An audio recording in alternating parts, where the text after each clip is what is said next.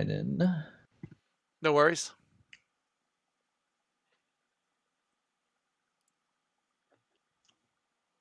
Hello. Hello. I couldn't Vicky. hear anybody. It was all the way down. I'm like, okay, nobody's talking. Oh, I do get a second, fourth level spell. Probably ought to pick one. Fifth is next Reckon level. I'll just pick Banishment, I think. So I'm not that familiar with other spellcasters, because I guess the druid spellcasting works. Sorry, not the warlock spellcasting works differently from most other casters. But what I've inferred from watching Greg and Seth is that they have like a fixed number of known spells and a fixed number of slots, and each slot can be used for any known spell of the appropriate level. Is that how it works? Not exactly. Yeah. We're a little bit different. Sorcerers. So I'm closer to a wizard, and sorcerers are kind of on their own thing. I have every possible druid spell available to me, but I have to choose a certain number of them every day when I wake up.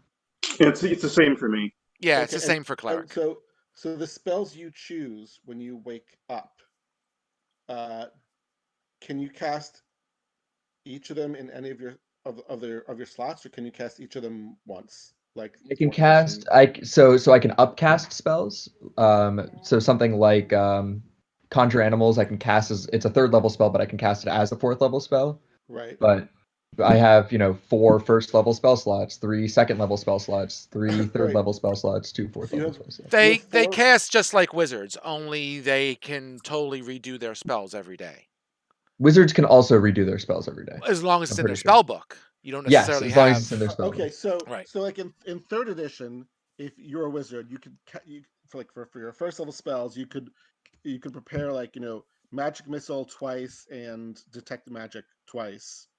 And then they took that out. So no, right. Yeah, I could cast. I have Fairy Fire and Good Berry as 1st level spells, and I could cast 4 Good Berries, or 3 and 1, or I also have Detect Magic. I could any number, just up to the spell slots. But I could also cast any of them as a 2nd level spell. Just like Detect Magic doesn't do anything different as a 2nd level spell. With your 2nd level slot, yeah. Yes, exactly. Yeah. The way warlocks work is I don't know, in case you haven't.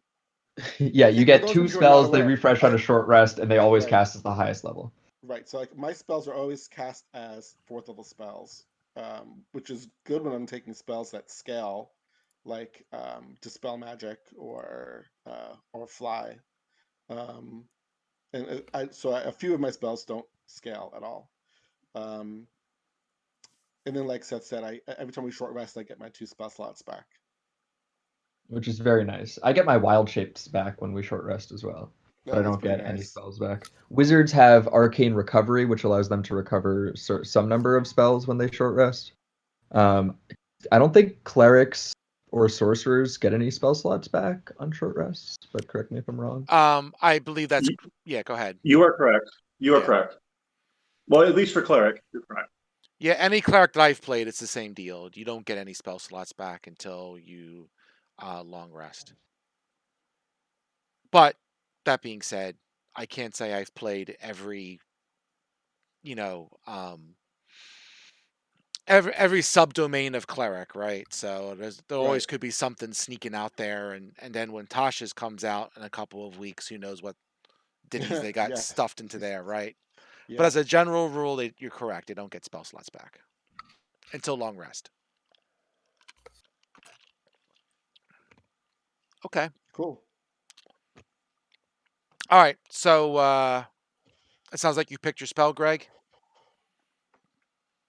I have indeed. I just took Banishment for the time being. Greg, for what it's worth, I have Banishment. So oh, that's right. It's a good spell. You can take it if you want. I took Banishment as well. So, Greg, you probably don't need to take Banishment. I take Banishment too. So Banishment works a little differently from the rest. I mean, I have Polymorph, which is like Druid Banishment. It's true.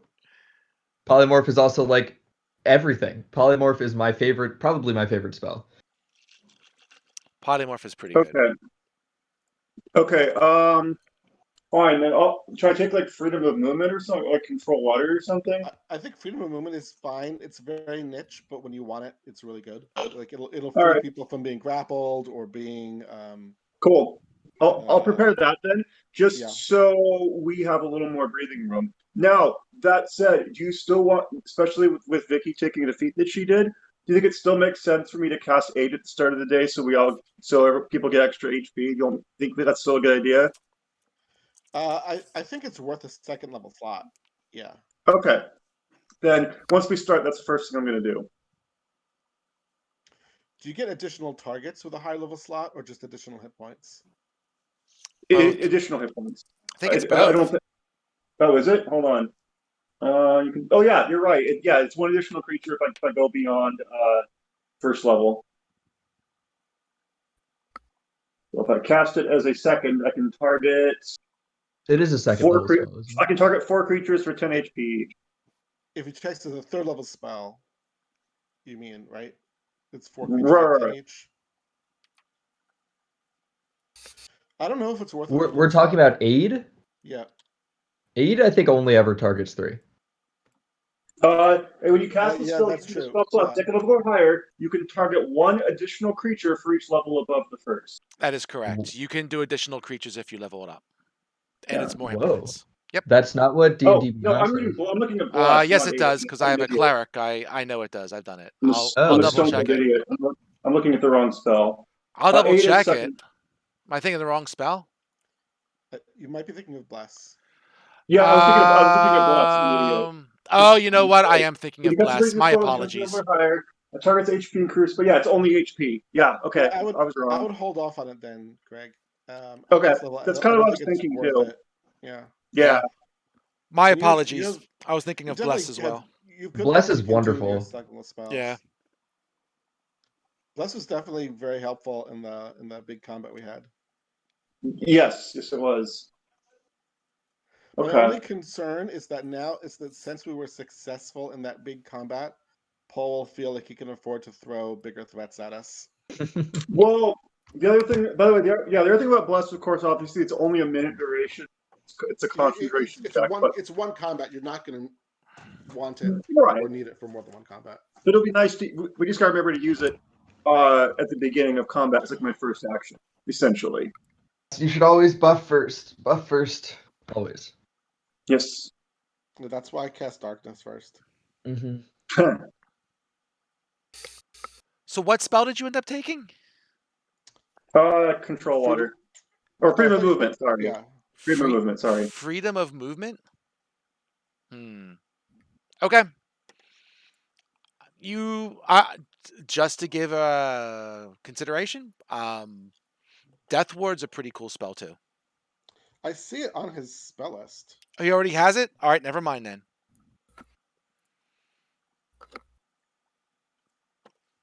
Because that's a nice one. It is. You just have to cast it. Oh, I guess you could cast it 8 hours in advance. It's just hard to know like who to put it on until you see who's getting close. Also, just so you all know, I have something at 6. Yeah. Okay. Yeah, Death Ward's a nice one because I mean, it kind of like you're getting to those levels where like there's insta death, and this is a pretty nasty dungeon, and that would protect you, give you a measure of protection against insta death. True. If we have somebody who's going to be like, trying things and fiddling with things, that'd be a good person to put it on. It gets kind of awkward. Like, if you put it on person 1 and then person 2 is the one who gets the death effect. Well, what can I tell you? Yeah, and you just don't do it. You do it like when we're going into combat. You could do it on somebody who's gonna like. It would have been really good on what's our translator's name in that big combat? Oh yeah, or Vex. Just when he was getting low. Yeah. And in this particular part of the adventure, since it seems like we're doing more exploring and less combat, we might have more heads up about who to put it on. Like if we have something difficult to try, we might might be worth putting Deathwood on the person who's going to try it. I can also always. It depends on the effect, but I can wild shape and do things, and I get like a huge pool of temporary HP essentially. Yeah, though I think what Paul, the DM, was saying is that there might be effects where it's like, make a saving throw or die. Oh, sure. Yep, that's something to keep in mind. It's one of those places sometimes. All right, well,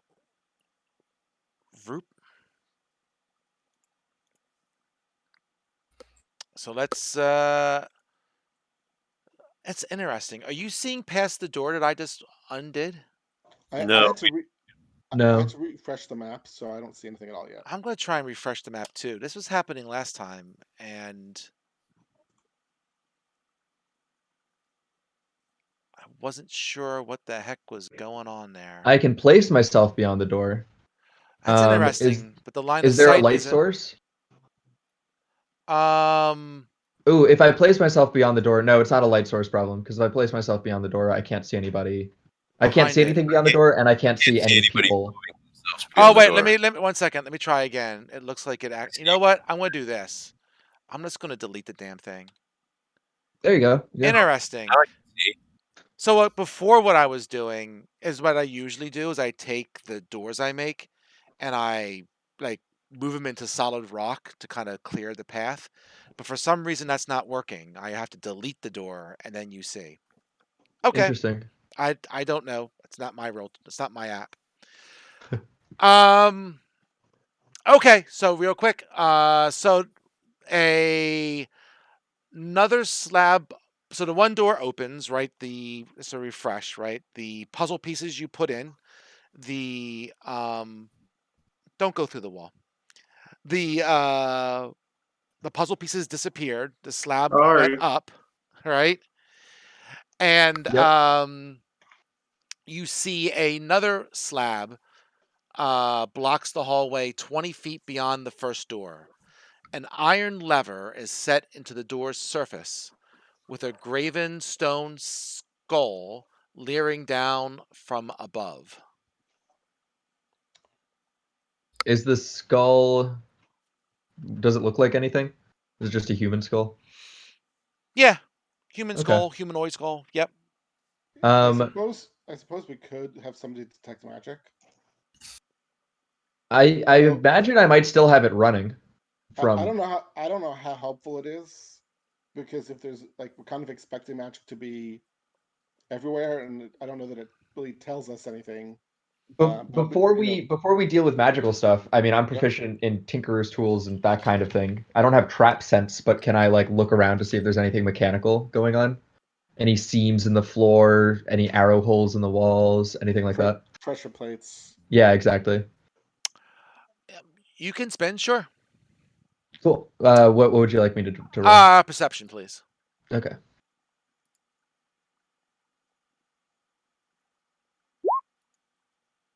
Yikes. 13 with a 1. Oops. Was anyone giving him guidance for that? I gave myself guidance. Okay. Oh yeah, there it is. We can have other people look though. You can look. I was just, making sure we're getting all the bonuses. I just get a nice plus 12 to perception. Yeah, I'm mousing over it. I can see what you looks spun like... a 1. I know.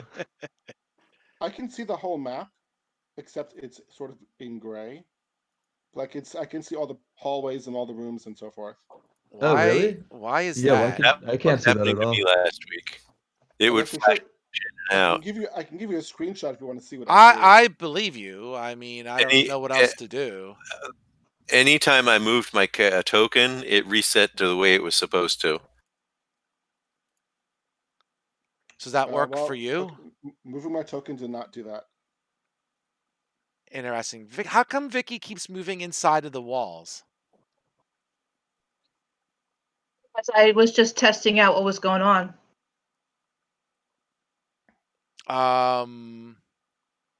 Okay. If I move Icarus a little bit. I can move inside of the walls too. That's really weird. I don't know why it's doing that. Vicky, please stop. Me too. Okay, no problem. Thank you. Let me try this. Update token on drop. It's not daylight mode. What if I turn off Explorer mode for a second? I wonder if that does anything. Try it. It means you don't see yes. what you've had in the So, past. now I can see the hallway past between the two doors. Yeah. And like, you know, around myself, and that's it. Like, are we not moved into the next hallway? You have not moved past the door yet. Okay. Maybe I'll keep it like this for now because it seems like there's some sort of bug going on with Sure. the Explorer mode. So Sure, that seems fine. sorry about that. That's fine. All right, let me get back to where I was. So we see a lever. We see a lever and a skull. Yes. I mean, the obvious thing to do is pull the lever, right? Which Well, Should we is go back? yeah. Wait, That's should we go back to our clue that we had from last week? The lever is inset into the stone. What does that mean? It's flush Into with the the stone in a sense. So we cannot pull it? I guess you'd have to walk up to it and see if you can get your hand into it. Okay. Yes. Does anyone else want to look for mechanical traps? I will give you guidance. I bet Xanthros Who has should do anyone it. with perception? Xanthros. Doing it. 26 plus guide, whatever guidance is. I don't think it matters. Hey, you might get 30. You need Okay. 29. So, Xanthros, you notice a seam that is running along the floor. Aha. Called it. Interesting. Like the floor could open up and drop us into a pit. Perhaps. I mean, from where I will say something like that. I mean, there's a seam that goes. I mean, you can. Depends how far into the room you're venturing, but from where you're at the edge there, I mean, you see the seam goes in front of you, parallel to where the door was. Right. There's also like that. a seam in the middle of the floor going up. So in a sense, wait. you can think of it as almost like an E, right? It goes across the floor and then it goes up into the room along the sides as well as in the middle. Is it possible for you to draw it in? Because I'm having a hard time visualizing Like that? what that looks like. Sure. So yes. And then one on the other side. Yep. And then across. Parallel to the door. Oh, So this Right is- here? this is- yes, there you go. I see. So it'll drop in like, oops, you can't see that. It'll drop, like those will drop down like that. Is my guess. They could also slide away. They could slide. They could also move up, which is an unusual trap. Well, we could have somebody cast fly.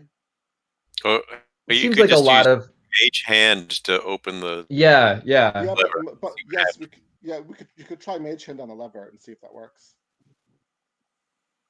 But if the floor drops away, we're only going to be able to cross if somebody's flying, or something similar. Or we could like tie a rope and shimmy. Depending on how far down it goes. The thing is, if the next door isn't open and we need to physically open it, it's going to be hard to do that while climbing a rope. Sure, but let's at least see what the lever does. Sure. If Mage Hand works, yeah. Yeah. Okay, I'm Yeah, going to and I'll cast. position Mage myself Hand. so I'm standing in the front just in case. Okay. I'm going to cast Mage Hand and push Icarus into the room. We should not have Xanthros in front. Yeah. Okay, I'm going to cast Mage Hand and see if I can open the or pull the lever. See if I can pull the lever using Mage Hand. So the mage hand goes across the room, tries to grip the lever. It's kind of gets a grip on it, but we'll say that the lever seems pretty locked in place. You can't move it with the mage hand. All right. Okay. I'll give you some rope, and you can use your mage hand to tie the rope onto the lever, and then we can pull the lever with the rope. Can you tie a knot with one hand? I can. I'm also a ropes course, person. The faithful Um, turn. It's yes, probably gonna be yes. pretty tough to get the rope behind it. I could put a slip knot on the rope that you could just throw, like, put over the lever, and then we could tighten it from this end and then pull with that. I don't know what the lever looks like though. You could try it. Okay, let's try that. Okay. You're pulling on the lever with the rope, and the lever is not budging. The lever seems pretty much stuck in its place. It's not. You don't get the Oh, so feel that we might it's have to moving. like activate the lever somehow. Or it might just Or the require. lever might be there as a hook, you know, for just this purpose, so that when the floor does collapse, you have something going across because it's hooked to the lever. Right, right. Also Okay, possible- here's my also- proposal. It's also possible you just need somebody to who's strong enough to pull the lever. Woohoo! So what's your proposal, Seth? My proposal is that I walk across the room to the lever and I pull it.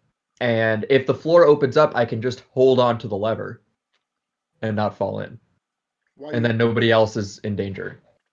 And if the floor doesn't open up and something else happens, I can like wild shape and deal with it that way and put no one else in danger.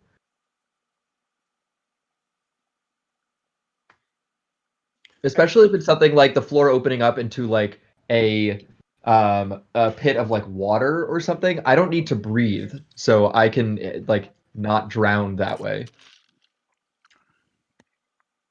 I'm pretty confident in being able to deal with it myself. Hold on a second.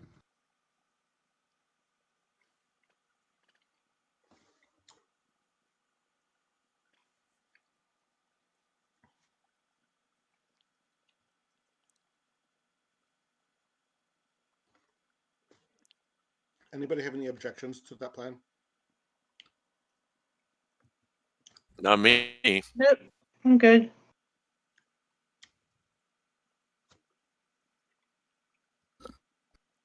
All right. So what are you doing? Just to make sure I know. Well, we're not going to actually do this until Seth gets I'm back. here. So I think oh, okay. So the plan is for Cedar to go forward, to walk forward, and pull on the lever. And if the floor opens up, they're going to try to just hold on to the lever so they don't fall. Okay. All right, here goes nothing. Do do do do do do do do do do. All right. So as you move halfway through the room, okay, Mm-hmm. the skull's jaw creaks open, and a skeletal hand holding a crystal hourglass timer emerges from within. With a click, the timer rotates, and the sand starts to trickle into the lower globe. And then, as that's happening, the lever pops out of the door, and you have about 10 seconds to make a choice of what you want to do. Yep. I'm gonna continue on with the plan. I'm gonna. Oh, you know what? No. I'm gonna go over there, make sure the rope is tied on, and then like sprint back over here, Okay. and then pull the lever with the rope. Are you so you're gonna pull the lever with the rope before the timer runs out? You're just gonna go back and pull the lever. Yeah. Okay. So you go Can back. we tell how quickly the sand is falling? Like roughly We'll how much say time? 9, 8, 7. Okay, so the sand is really 6, short. Got 5. it. Okay. Yeah. Yeah. 10 seconds. He said 10 seconds. All right. So he runs back. You run back to the thing, to your side of the thing, and you pull the lever. And the lever, um, snaps back into the door, and then the pit opens up that you've been expecting. Basically, it falls down along the central seam, so you could say there's a seam going in the middle of the room, and then the doors fall, inward, right, towards the center Mhm. of the floor. And down below, there's a 20-foot pit with a whole bunch of spikes.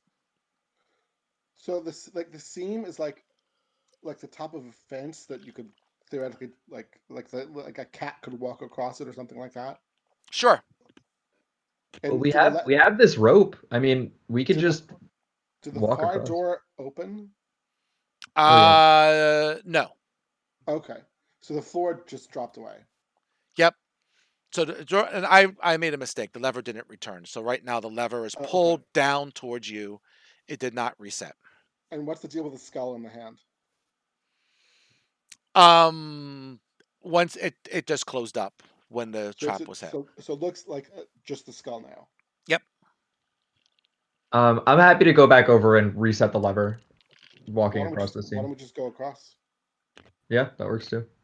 I mean, I think it's safer if we use like a fly spell, but I don't think we need to spend a fly spell for this. we could try to use the. I mean, it's like a very narrow seam, so it's not like just walking across. Well, so that's what I would suggest. Like, if I do it, somebody can hold the rope, and I can use the rope as like a thing to keep me balanced. You can try. The rope is still attached to the lever. Yeah. Yeah.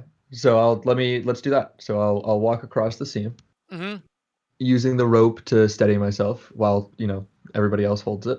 Just make an acrobatics check or something like that with advantage. Sure. Cool. Because you're holding on to the rope, so. How do I do advantage with this? Oh, shift? No, if you go into your character sheet, you can click on. No, I think if I hold shift, it works. Try it. Try it. Yep. Wow. Well, there's a 9. Okay, so we're gonna say even with the guidance, huh? Yep. I've rolled a 4 and a. Oh, this did not apply guidance correctly, but it's okay. It doesn't matter. The guidance should be 1 roll for both of them, not 2 rolls. Whatever. I see. Yeah. So that's fine. So you slip. Can you make another dexterity saving throw with advantage just because you knew this was coming? Sure.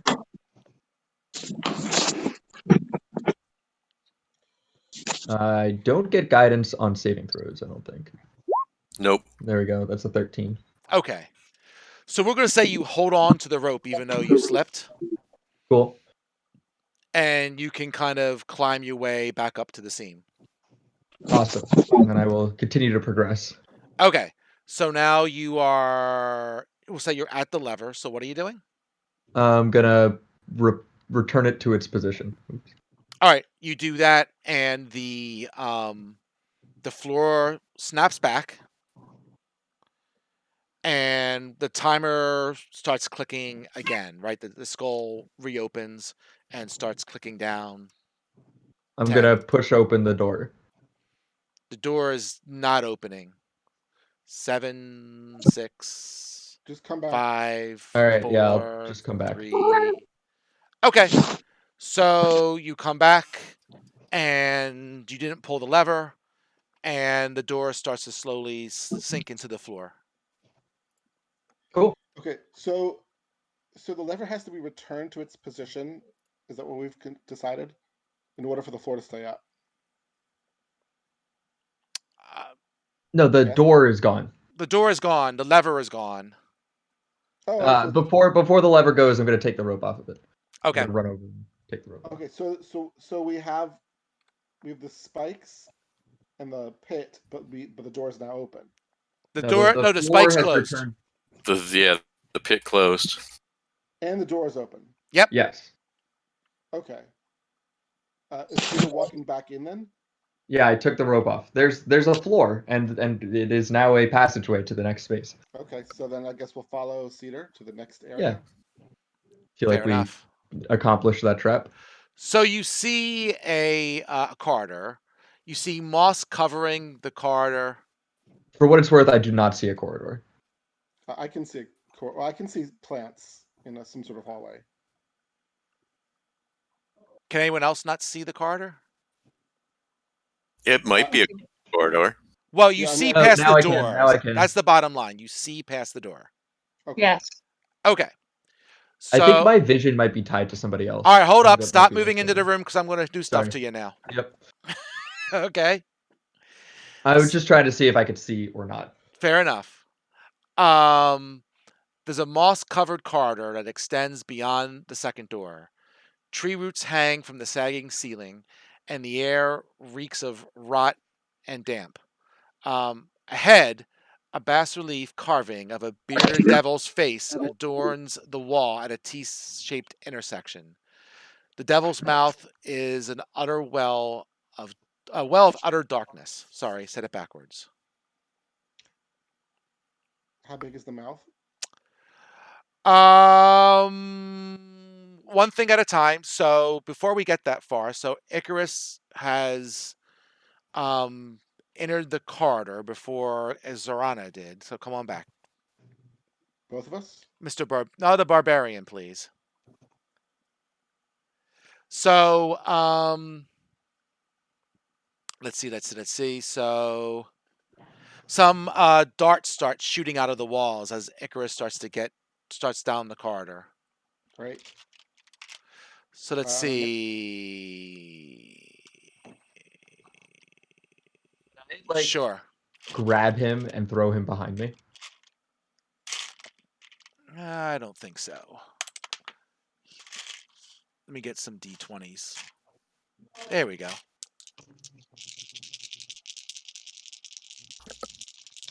All right. So Go ahead. One of them. Am I surprised? Are you surprised? It's not in a sense a Can I take a reaction? on attacking. Sure. Okay. Are you gonna put up shield or something? Is that what you're thinking? I'm not Possibly, sure. yes. Yes, Gotcha. that's what I'm thinking. Okay.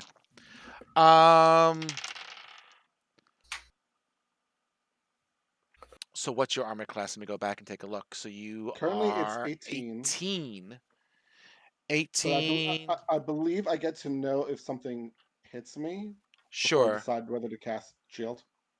I spun really badly, so only one of the darts hits. So it's going to do. Can you take a? It's going to basically do. I don't know. Go ahead. I don't know if I actually get to know what it does before I decide. Fair enough. But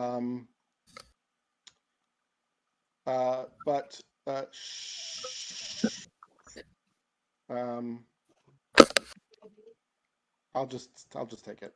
All right, make a Constitution saving throw, please. I don't think it's enough. No. So these dice are too convenient. I got to start rolling in game, but that's all right. Let's see. So 15 poison damage and 1 piercing damage. So. Oh, for some reason I had 10 temporary hit points, but I don't think we actually have the temporary hit points anymore, right? Probably not, unless Zan is casting temporary hit points on people. Oh, well, he did at the start of a day. I'm just not sure which day it was. It was yesterday. It wasn't today. Okay. Okay, so I'm just going to take 10 more damage. Are the darts continuing to fire? Do you continue down the corridor? No. Okay. Then no. So you stepped on a pressure plate and some darts fired at you. Of course. Okay, great.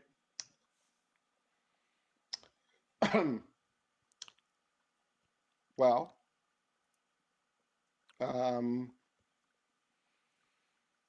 I could keep going. Can we search? Okay, I'm gonna grab you and put you behind me and say, "This is why I go first, Fragile One." Can I make a perception check to look for dart holes / pressure plates, specifically pressure plates? Go for it. Cool. Let's see if I can not roll a 1 this time. There we go. Sure, much better. So you will see pressure plates. Give me 1 second. I think I put it here. I gotta find it. Is it here? Well, okay. Let me draw the X's. I'll do that. Okay. Let's see. So we'll say here. So we'll say there's one roughly. Fudge. Come on, man. Am I in the wrong spot? Please let me draw. Oh, I'm not going to draw red. Someone else already draw red. Let's do that. So I could delete the red. Boop, boop, boop, boop. So one there. We'll say there's one. I deleted our translator. Well, oh, don't do that.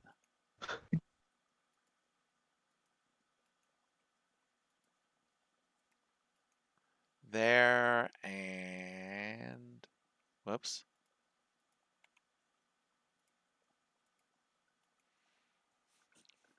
So you got there, and you also perceive small holes in the walls through the moss.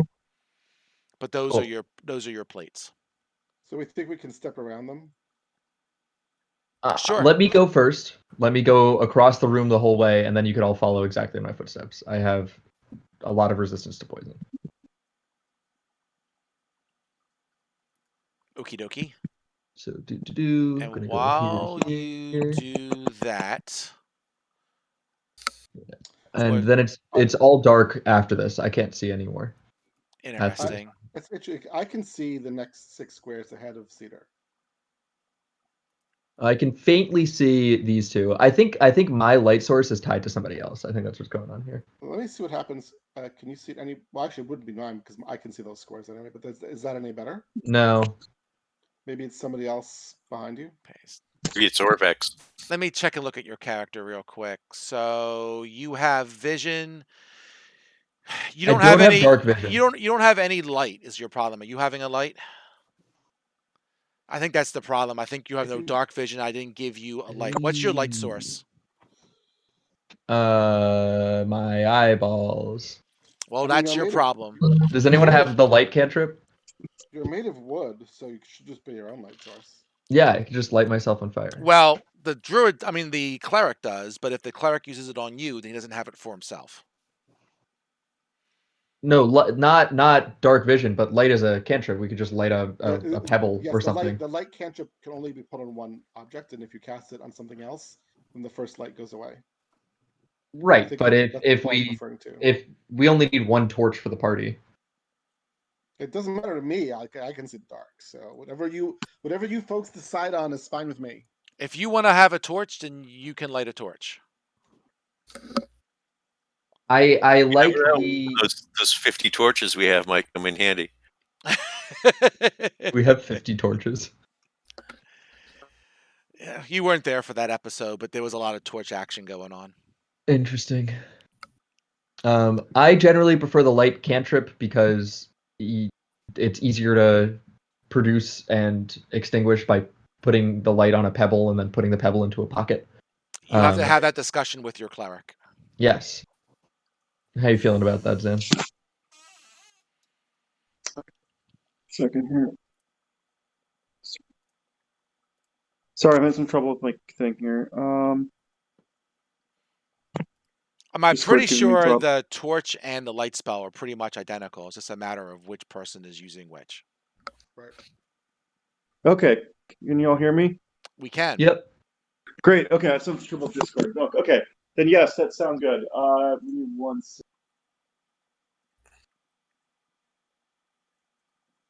Okay. You want to cast light then? Well, if you cast light on Cedar, that means you don't have a light source. So are you going to take a torch?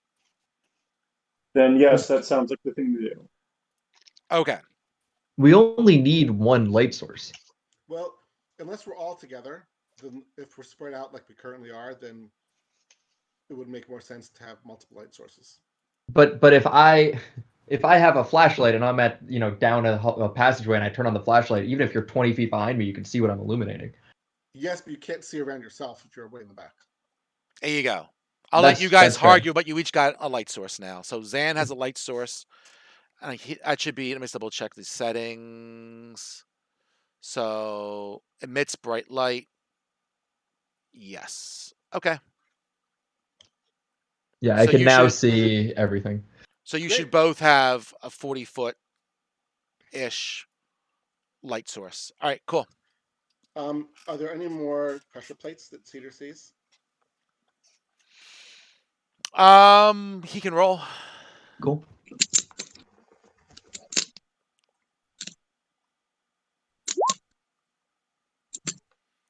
Nope, looks good to him. Consistent.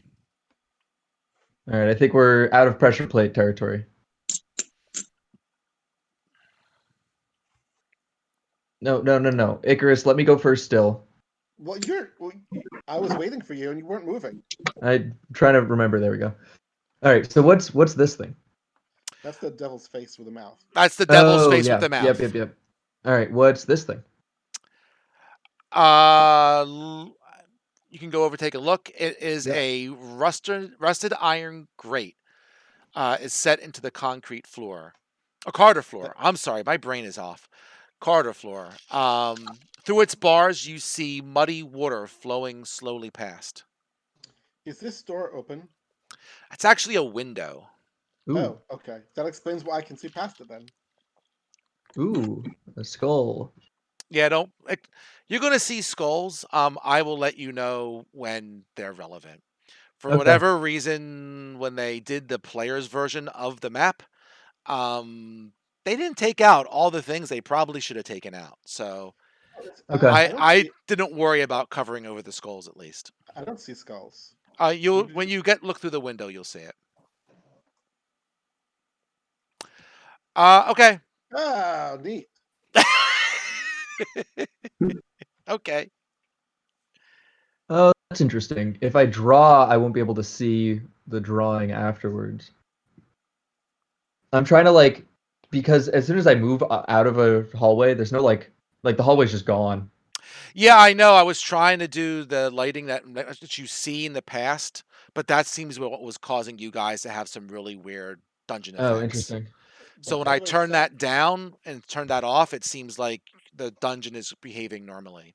So I don't know if it's a by the way, roll 20 bug or something. Go ahead. I'm sorry, I'm stepping on you, Steven. that's okay. By the way, Seth, the grid that you're snapping to doesn't quite align with the map itself. Right, I know. I've been trying to press Option. Or Alt. Mm-hmm. And what's to the right? Yeah.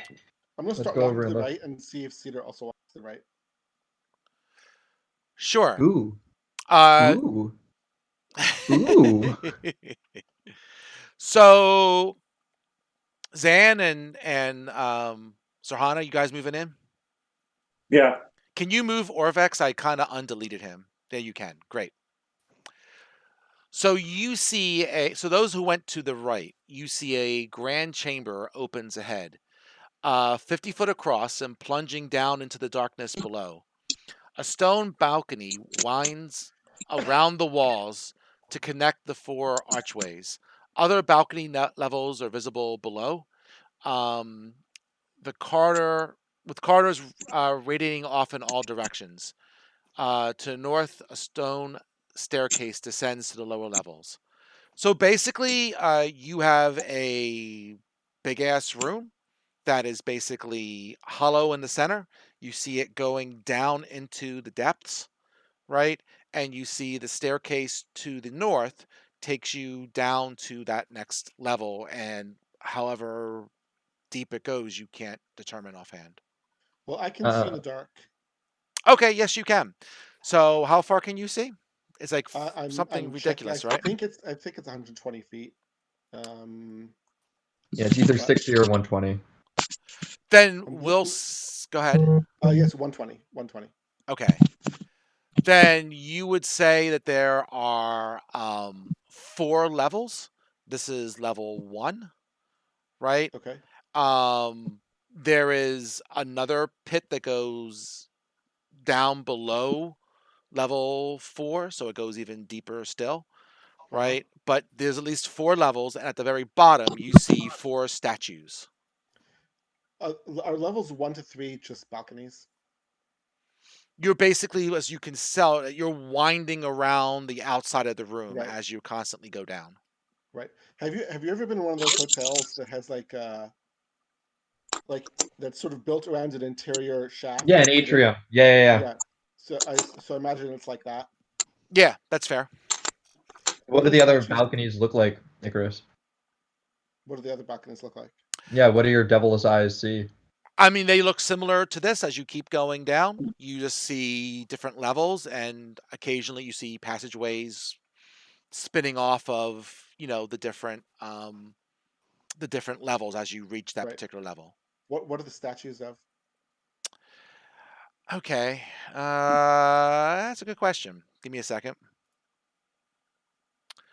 Let's see. That's level 4. So just give me a second to get there and Sure. correspond that to a number, and then read the description.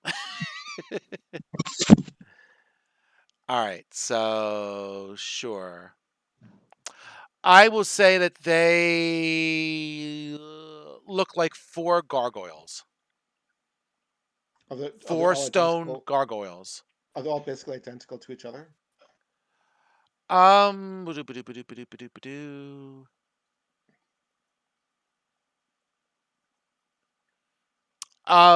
From this distance, we'll say, yeah, they look pretty much the same. So this is for the party. I think gargoyles, if they're very still, can look like statues. So these might be just real gargoyles that will start flying around if we get close.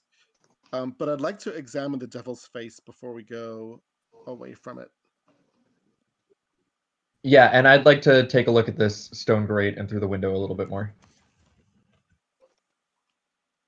Oakley dokley. Or stone or metal? Hold on. Okay. Get back to where I was. This, yeah, I mean, this is a little challenging from the DM side because I'm bouncing Yeah. around between different maps, right? Can totally imagine that. Which makes it hard to prepare too, because I'm like, okay, I think I read everything I needed to read, Yeah. but they could go in some direction, and then I don't know what's going to happen. That's right. But I have read everything. I just got to refresh my memory a little bit. All right, cool. So you're going at the stone grate, right? Which is the grate. So we'll do that first real quick. So yeah, I mean, you look at the grate. I mean, you see the water flowing underneath for sure. The the bars are fairly tight together, so you'd have to be a small creature to probably squeeze between them. You can try to lift them, but the bars are pretty solid. You're not going to bend or break them. All right, so my thought process is this is a tomb. It does not need a sewage system, right? So this isn't going to be like a sewer. Right. And this is also a tomb designed by Asarak, so there's got to be a reason that this is here. So I think that this could be a potential thing. If Zerhana, if you want to help me lift this up, could put our strength together. Actually, I'm not strong at all. If anyone has a strength score above 10. Sure. I can help. I think Xanthros might be the second strongest person in the party. And that's not. And I have 13. Wow. So Nice. Yeah, I mean, if 2 people try to move it, Zerhana being one of them, definitely 2 of you can move it. All right, I guess me and Zerhana will move it then. I'm sorry. Let me use proper grammar. Zerhana and I will move it. We should try to be quiet, though. We don't want to alert too many things to our presence here. In fact, I'm going to take this opportunity to cast Pass Without Trace on all of us. Okay. Let me do the actual casting. Sure, go for it. It knocks off the spell slot at least, so there you go. All right, so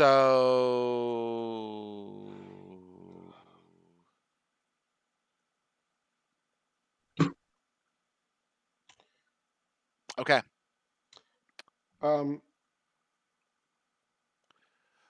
Seth, keep in mind it's a concentration spell, so you won't be able to cast guidance as long as you have it. Yep. I think it's better for us to be stealthy altogether I mean, than Xanthros can also cast silence. guidance. Guidance, yes. Guidance. Yep. Sorry. Yes. I can in fact. Okay. So you guys move the grate with some difficulty, but no problem. You get it off there, move it off, and put it down off to the side somewhere. You look down, and I'll say you see the stream, we'll call it, is going roughly north south, right?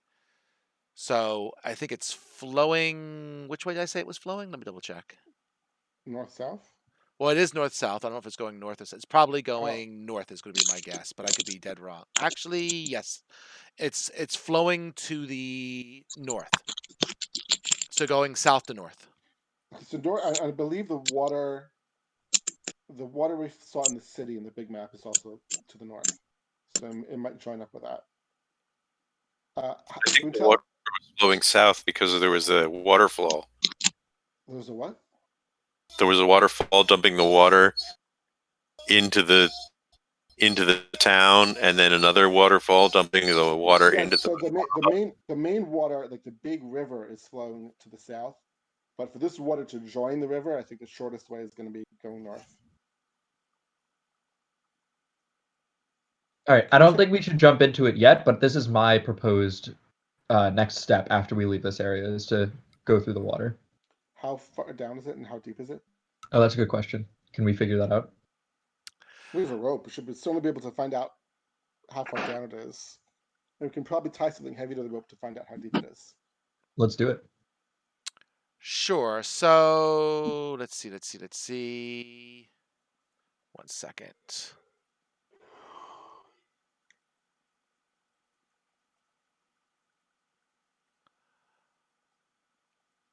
I mean, I would say it actually doesn't say here, but you could certainly walk through it easy enough. I mean, maybe a couple feet, something like that, right? Okay. Where it is right now, it's not too deep.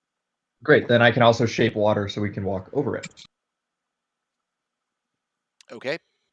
Okay. Let's examine the devil's face next before we start going down. Sure. So,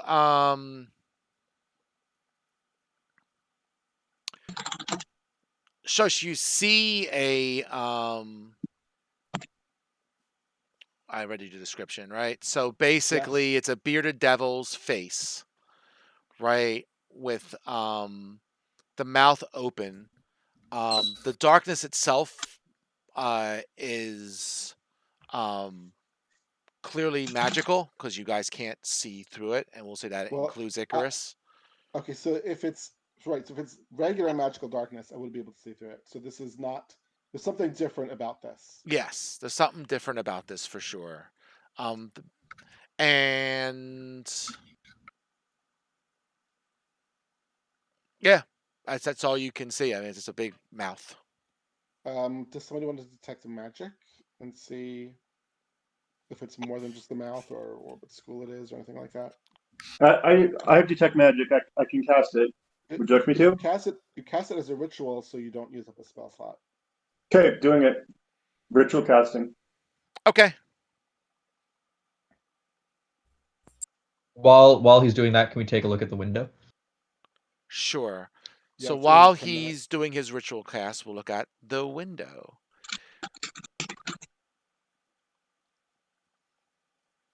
Let's see. So you see this vaulted tomb is overgrown with moss and creepers. A stone sarcophagus rests on a step dais in the middle of the floor. On the wall, behind the sarcophagus, two large statues of bears grip a 5-foot diameter bronze disc embossed with a dozen glaring eyes. 6 corpses slump on the throne in niches along the walls. Each corpse wears a black mask made of paper mache and feathers. An arched crystal window. Well, that's where you're at. You're at the crystal window. Sorry. Let me just copy and paste this for you because there's a lot to take in. Yeah, at some point we'll have Zen look in this room too once his detect magic is up. And remember that don the mask or be seen was one of the warnings from Asarak. Yes. Although if this is going in chronological order, we have in darkness it hides first. Right. I mean, that could refer to the big black hole in the devil's face. That's true. Although I'm not like willing to reach in my head to see what's hiding in there. So we'll just say while you're looking at this, Zan, you finish your ritual cast. And then perception check. Perception check on the face. I'm sorry. Yeah. I assume I'm running. Once my ritual cast is up, I'm assuming I'm doing a perception check. Yes. Well, let me tell you about the first things first. So you Okay, do sorry. the detect magic, right? Um, you know, you do detect magic inside the mouth. You know, it does. We'll say it is a darkness spell, or what you would gather as a darkness spell, but you see that the magic in this place is definitely, you know, it's warped in some way to make it stronger, right? You know, All the you just magic or just the darkness? the darkness for now, but in general, I mean, you could detect, we'll say, even among the walls and the floors and so forth, there's like a slight glow everywhere. That is a, you know, this is a tomb. Abjuration? It's well protected, right? And all magic just might not work the way you expect down here. Is it abjuration that's causing this? This glow? Sure, yes. That So makes sense. that's like the overall effect, Yes, right? the overall What about effect. right? What Or about like the enchantment. the Right, black the hole blackness, is yes. just darkness. It's just darkness. It's just been magically altered that you can't see in it as well. Okay. But that being said, as far as he can tell beyond that, it's a normal darkness spell. Okay. So what about the room through the crystal window? And it, like, can Zan detect any magic in there? Excuse me. Let's see. Let me get back to that spot as I'm scrolling through here. Sure. So what do you see? So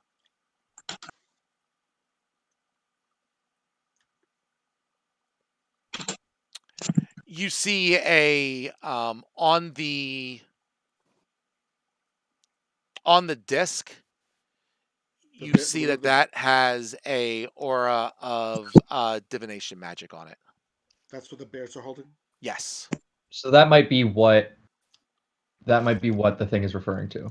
Like, what does the disc look like? Is it just It a has eyes. disc? It has eyes on it. Oh yeah, so that's definitely The like eyes what will we're. magically see you if you're not wearing the mask. Yeah, that's exactly what I think is happening. What about the stream? No magic in the stream. Okay, and the big 4-level room with the statues. Only like a 30-foot radius. That I'm about to say that's out of your range. Well, he can see some. He can see like some of our level and maybe some of the level below. All right, be that way. 1 second. I love detect magic. Even if you Just can't breaks see everything. I'll edge be of right back guardrails. again. That's fine. Let me just scan the different levels real quick.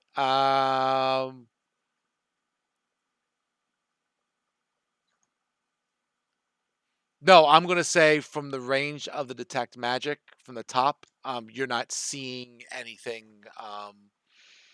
You know, any other sources of magic as he looks down. Okay. We're gonna go back to the devil's face. So I can manifest my pact weapon as any kind of weapon. I'm gonna try to. Like, I don't know the weapons that well, but there's probably something that has like a kind of like a hook or something on the end, like a halberd or something like that. So Okay. I'm gonna make my pact weapon like that. I'm gonna push it into the hole to try to see if there's anything anything the weapon can, like, pull out.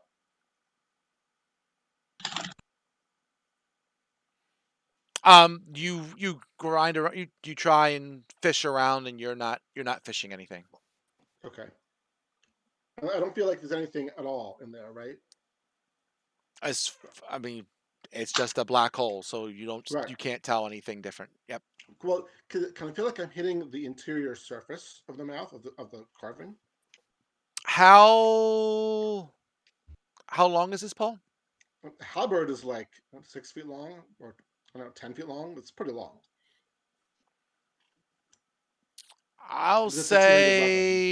say, from what you can tell, like you're definitely not hitting the back of it, but as you kind of fish around, if you fish to the left and the right, you kind of Uh-huh. sometimes hit something like a wall, but Okay. it's not long enough to get all the way to the back. Right. And how wide is the mouth on the outside from our side of it? 1 second, let me move Arvex. He's in the way. Let's see. I would say, how wide is the mouth? I don't, a couple feet, something like that. Sure. Okay, so it would be difficult for a person to crawl in, but something small could crawl in. You could crawl into it for sure. Good to know. Okay. Not willing to do that yet. I think oh, does the crystal window open? No, I mean, you basically just see that you have vines and creepers clinging to this crystal window. The window is 6 foot wide, 10 foot high, and that's about it. Nope, it doesn't seem to open. I'm going to suggest that Cedar and Xanthros a trigger or a handle that's hidden behind the vines and creepers, or some other way of opening it.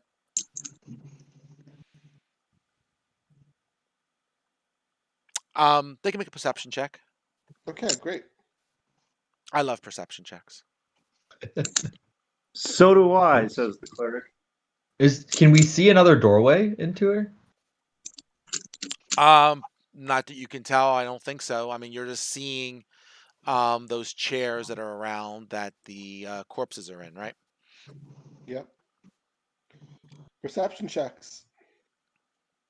Here we go. Remember, you get guidance also. I don't know why Is I'm this- making him roll this, but go for it. Is this for everybody or just for? Just for the two people who are good at perceiving. Okay. Yeah, Greg's pretty good. All right. Hold on. That's actually a bad spin for him, but that's okay. It's an average spin for him. He gets in the 20s, I feel like. No, you're not finding any way to open the window. Doesn't look like it would take too much to break the window if you felt like it. Well, we don't have the masks currently, so presumably if we went in, the eyes would see us. I don't know if that's something we want to do now. Any thoughts? I think we can approach this later. Yeah, we we can should always look come back. Do we want to check out anything else on the east side before we go into the stream? Because there are more corridors down there. Again, we can come back. My anticipation is that this stream might lead to something interesting, and then we could come back here Does the afterwards. stream look like it is about as far down as level 2? No. Less far down or more far down? Less. Okay. We're gonna tie a rope. Is there something we can attach the rope here to? Or Vex. What about like the grate? Can we position the grate so that the rope is attached to it and it's kind of wedged somewhere?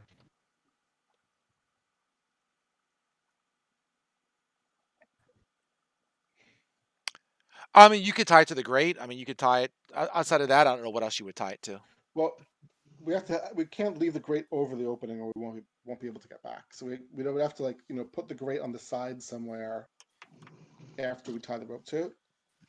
But if that will work, we can do that and then lower ourselves into the stream or onto the stream. How far down was it to the stream? It's less than level 2, so it's not very far. Let's just go. Yeah, it's a small jump. I mean, it's Okay, sure. I guess we'll wait for Cedar to to shape the water, since he seems to want to do that. Yeah, and that way we don't cause a splash, and we don't, make more noise, and we're not hindered by movement. Also, shape water does not require concentration. Fair enough. So you jump in just because of the way the dynamic effects here work. It's easier for me just to say, you're going north, right? So I'm just going to drop you onto the north side of the stream if you don't mind. Sure. Because the Sure. the corridor is in the way of the south, so I got to make a choice. So Okay. who's going in first? Me, Me it Cedar. is. Burp. Ooh, a I'll, stream. I'll just start dragging folks into there. Sure. Orvex, I guess we'll have a couple of us. I'm gonna definitely be stealthy as I go through, and I'm happy to spin some stealth checks. Xanthos is not going second, by the way. I think Johannes should probably go second. I just dragged myself in there. Sorry. Oh, that's fine. That's fine. I'm just No letting problem. letting Paul know. All right, so Cedar, you're basically clearing the water out from in front of you. Is that what you're doing? I was thinking we would just be walking on top of like ice blocks, but clearing the water also works. So it's a 5-foot cube, right? So you can choose an area of water you can see that within range that fits within a 5-foot cube, and you can manipulate it in various ways. Blah blah. Yes, blah. and I can have 2 of its non-instantaneous effects active at a time. Right. So you instantly move or otherwise change the flow of water up to 5 feet in any direction. The water forms simple shapes. Change the water opacity. Blah blah blah blah blah. All right. So in the end, you're right. Go ahead, Paul. You can only have 2 of these things active at once. So if you're clearing a 5x5 square for one person to stand on, you can clear a 5x5 square for the second person to stand on, and the rest of us are going to be in water anyway. Well, so and that's I can think of like a number of different ways that we can work with this. My preferred way is have like 2 ice blocks, 2 5-foot blocks. We can all stand on 10 feet of ice, right? If you have 6 people, they can fit in a 10-foot by 5-foot room, and then like kind of just shift the ice forward, like a very small bridge that just keeps moving forward.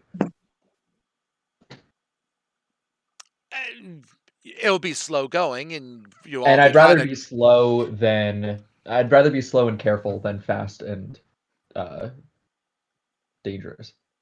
fair enough. All right. I mean, That's my proposal. If anyone has any other ideas, I am all ears. That sounds fine. Good.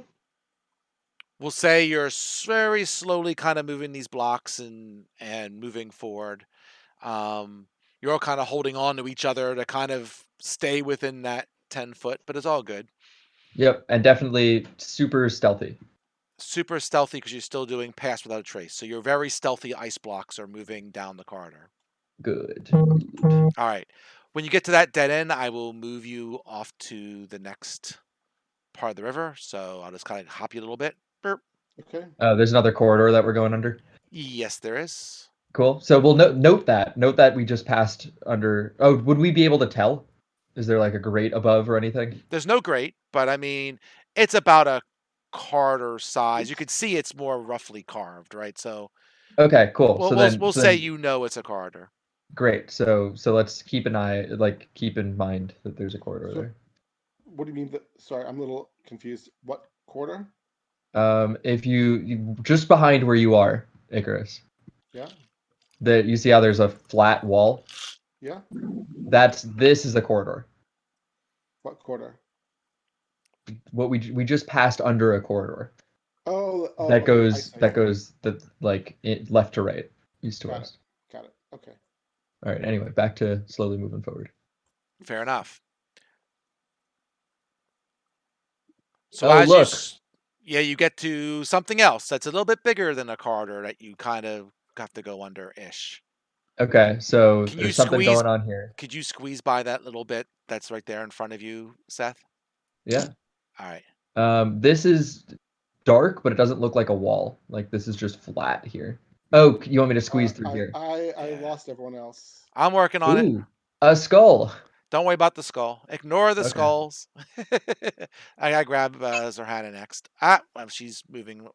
Oh, do you want me to? I can stop moving. No, you can. Go ahead. Go ahead. Go ahead. Okay. I'm on the skull. I am the skull. Oh, that's really annoying. Sorry, dude. I didn't make the map. I'll move Orvex for you. And Zan, I'll give you a little bump. Ooh, stairs. Oh, I lost my Stairs? Lucy. Over here. Oh, stairs. Are those stairs going down or going up? They are going Yes. up.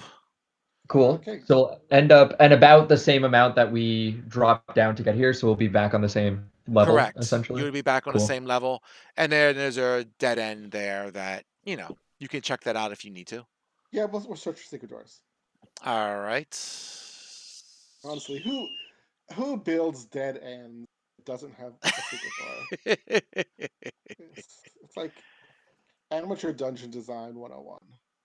Sure. Let's just double check here. Boo-ba-doo-ba-doo-boo. Yep. Yep. Yep. Yep. Yeah. Can I do? Is it investigation for secret doors? Perception? Yeah, go ahead. I was just making sure it can be found from your side of it. So we'll say everyone's like, this must be a secret door, and you find the secret door, right? Great. I'll leave it up to you if you want to open it now. You want to continue going We'll on. open it now. We'll open it now. As long as we're here. Wait, continue going where? The stream continues. The stream to continues. the east. Oh, I didn't even notice that. What do we want to before we open it, just in case it triggers something? Do we want to just see what's going on so we don't get No, ambushed? I think we should do the secret door in case we don't get the chance to come back. Okay, sure. Yeah, if there's like a waterfall or something. Yeah. Okay. vortex. 1 second. All right. So let me grab that, and let me just make sure I've got this because you're coming from a direction I didn't expect you to come from. Let's see. Okay, that's easy enough. All right, let me grab the secret door.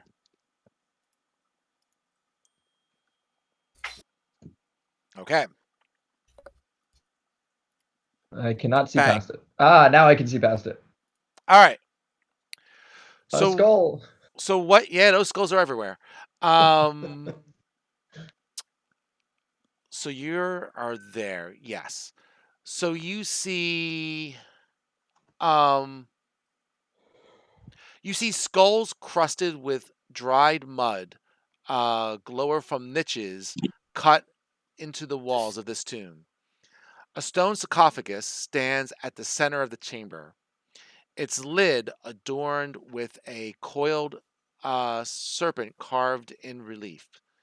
Behind the sarcophagus, resting on top of a marble pedestal, is an ornate crystal box with a small humanoid skull floating inside. I'll cut and paste it. Floating. I Yeah. guess Pictures of the skull? I'm just kidding. Cedar should search for like pressure plates and stuff before we move inside. Yep, I'm gonna do that. Like, what can I see? What can I check out? Do you need to roll perception? Go for it. Okay, I'm gonna go AFK for a few minutes. You have to take care of your dog? Yep. Okay. No, I mean, you don't find anything from your vantage point. Looks good to you. Yeah. Let me go first, Icarus. Go then. So who's going first into the room? Cedar. Me. All right. So fair enough. So you're both in the room. Paul's walking his dog. I'm assuming he's going to be somewhere. We'll just put him there with Orvex. Xanthros and Serhana are back there. So, we going in? Yes. 2 people already have. Unless something happens. Okay. So you go in, and all of you start to hear a voice inside your head. There, So you hear. All of us or just the people in the room? We'll say all of you are close enough. You hear a voice of a young girl echoing in your mind. and you hear her say, "What's happening? Why can't I see?" Did she repeat that? What's happening? Why can't I see? Yes, I'm sorry. My Oh, little girl oh. voice was not very good. Sorry. That's fine. We have a warning that relates to this. Speak no truth to the doomed child. Speak no. Oh, good one. Yes, good. Wow, nice catch. That's a good point. So what about questions don't count as truths, right? So I'm gonna say, what's your name? Who are you? Or just don't say anything at all. That's true, but I already asked. That's fair enough. So she Sounds says, upset. I am, uh, I'm trying to pronounce these names. I'm horrible with pronunciation, as you know. You can Nepartak? taste it. I You can will. Yeah, I mean, it's the name anyway. Yeah, the name Nepartak? anyway.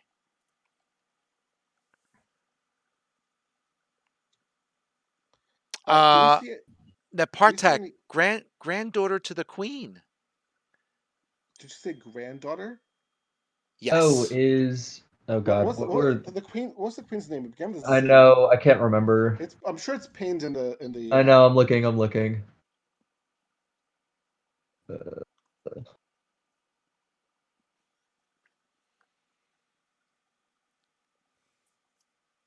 Zalcore? Is Zalcore your grandmother? Yes. Yeah. Or daughter, mother? What did she say? Granddaughter? She said granddaughter of the queen. Yeah. Is Zalcore your grandmother? She says, no, my grandmother is Napaka. I'll put that in there as well.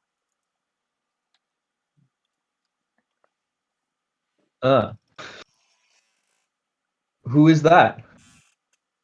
The queen. Oh yeah. How old are you? I'm only gonna respond in questions. She says, I'm 10.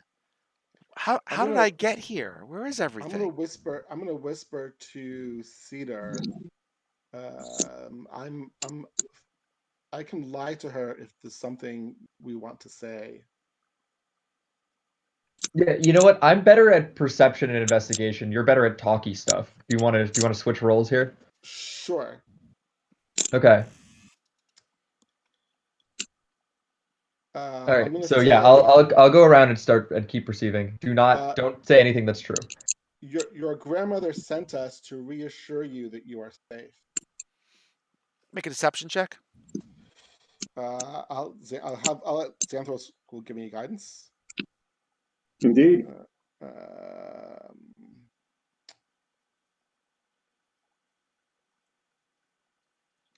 And then if I need to, I can get plus 1d4 on top of that.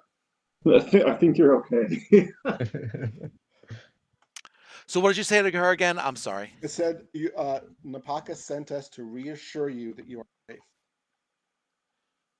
She says, okay. Are you going to be able to get me out of here soon? Like I said, your grandmother sent us to reassure you are safe. Okay. Man, you could spoke with her and tell her she's already out. No, don't. I'm just. Yeah. All right, I'll wait here for a few minutes. Okay. Can you see us?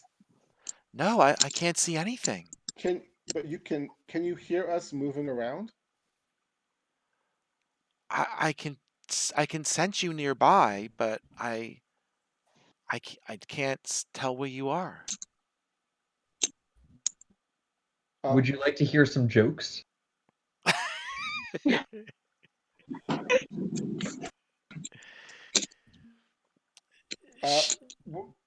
gonna Cedar and Xanthos at least. We're gonna look around the room.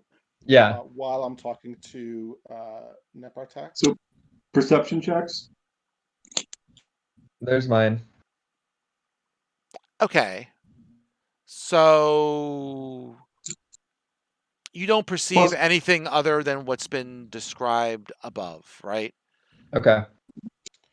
Are there any exits from the room? It looks like there's an archway to the west.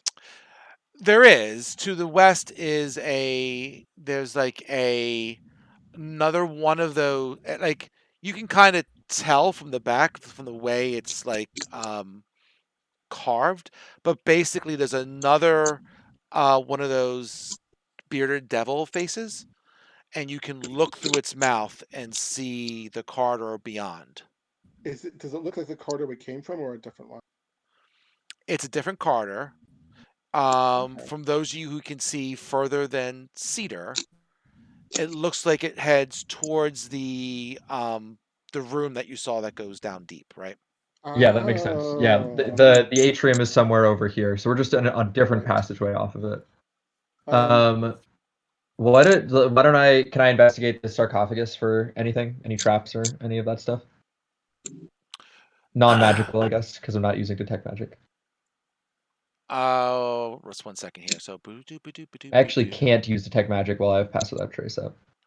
Xanthos can use Okay. detect magic. Oh yeah, good point. What a great team. We're just really unraveling everything that the DM could have for us. There you go. So what are you doing? You're looking for traps, basically? Yeah, I'm trying to see if I move the sarcophagus here, if I move the lid of it, what will happen? Oh, wait, a coiled serpent. Is that one of our gods? I thought about that, but I don't think the serpent we saw was coiled. Does it look anything like Moa?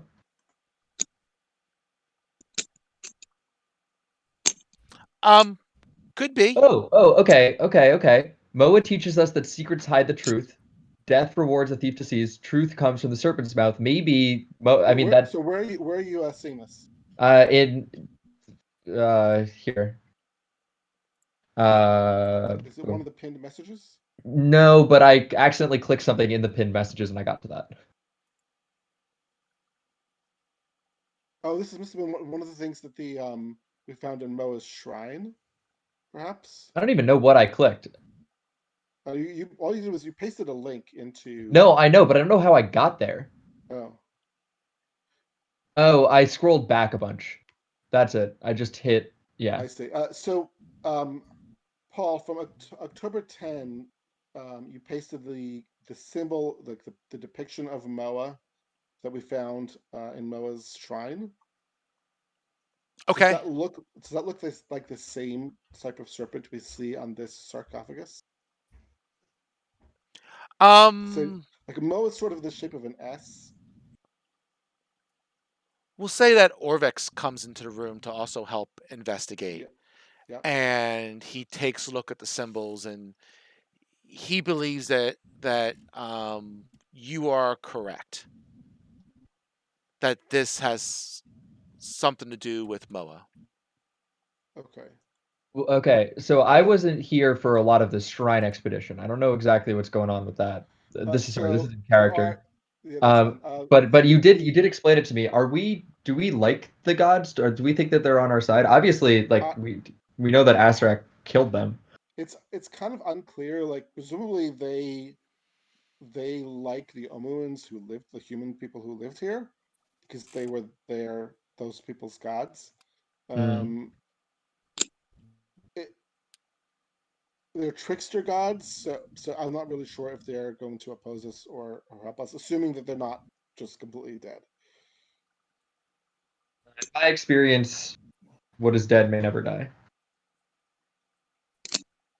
Thank you, Cedar. We appreciate that. Hey, I have a 20 in wisdom. I have to say something smart every once in a while.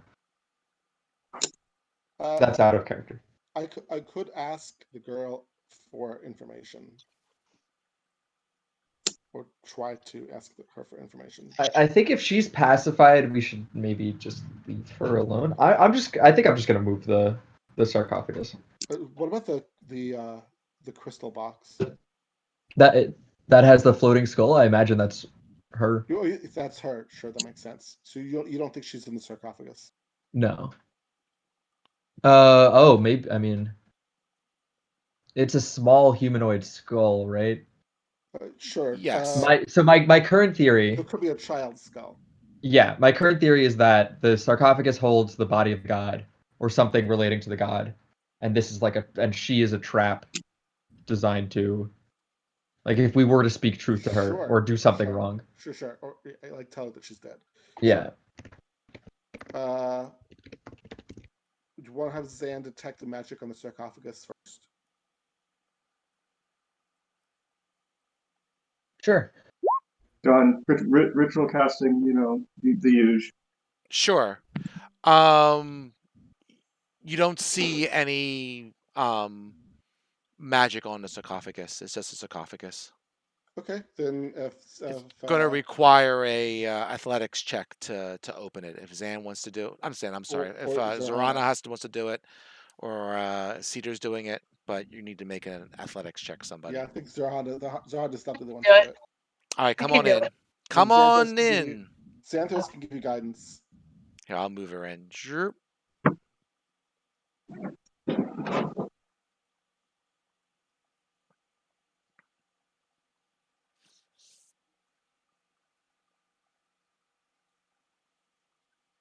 She's got to click the athletics check button, Vic, when you find it. I found it, but it's giving me a hard time. It's not spinning at all, or what? Yeah, it's not spinning. So maybe you have to position the mouse in the right place. Okay, don't be stupid, Vicky. Zerhana, you can't push a button.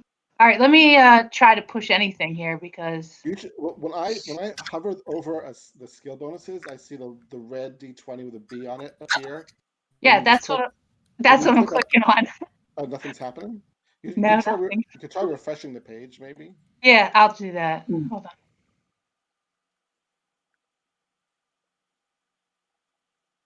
Okay. Okay, yay. Oh! Did it do anything? 13? Plus 1d4. All right, give me the D4. Okay, hold on.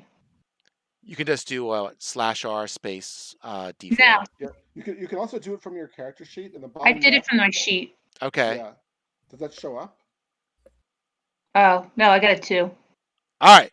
So 15. 15. That's okay. That's what you needed. So, Hana pushes on the sarcophagus. She slides the stone so you can see inside. Inside, you see a bundle of faded cloth that holds serpentine bones of a the jaculi, basically the Moa's animal form, right? And there's a staff that rests on top of the remains. Are any of them magical?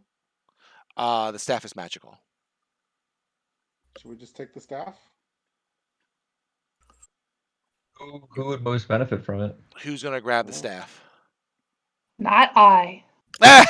Vicky's still having stuff from grabbing that cube and turning the stone. She's like, I ain't Sure. touching nothing. I'll grab the staff. I don't even need a magical staff. So well, that's true too. I'm just having fun. I can grab it. Okay, fair enough. So, green smoke billows from the staff, coiling around you like a serpent. Green smoke. Oh, lovely. A voice whispers in your ear, "Let me help you. I promise to be good." And I need you to make some sort of thing. I just gotta find which one it asks for. 1 second. Can I have a charisma saving throw? Maybe I should have grabbed the staff. Nice. Well, how could we have known? I get a right? -1. Fair enough. So let me get back to where I was.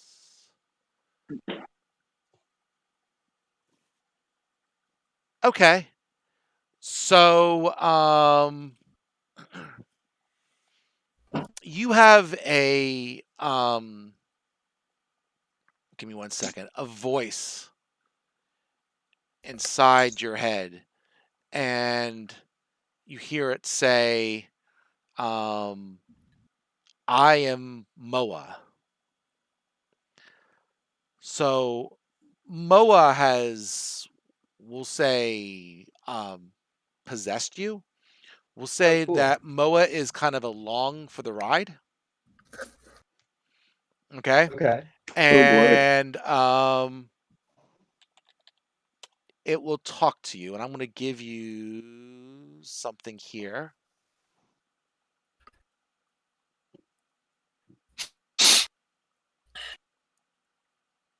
Can we tell that something's happened to Cedar? Yeah, I mean, you see the smoke going around him and so forth. So you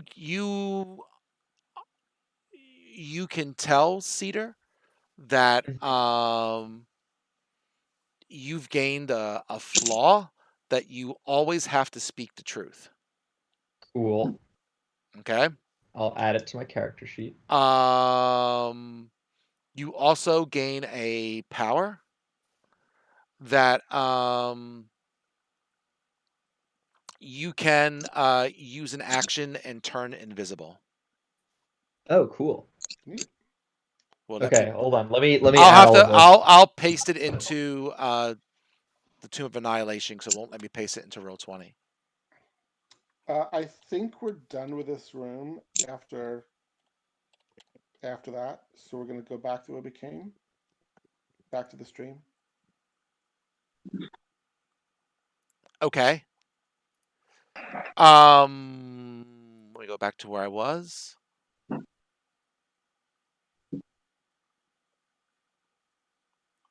The staff is a staff of the Python. Nice. Who would be most useful with this? You don't think you would? I mean, I'm usually in an animal when we're fighting. Fair. Can I hold on? Where can I find this thing? Can you paste the stats for it? I'm gonna search. Sure, 1 on second. D&D Beyond. I'll just Oh, yeah, I could just do that. I should be able Oh, to it turns display into it a, like that. There you oh, go. it turns into a snake. It does. That's cool. Oh, cool. It's in Roll20.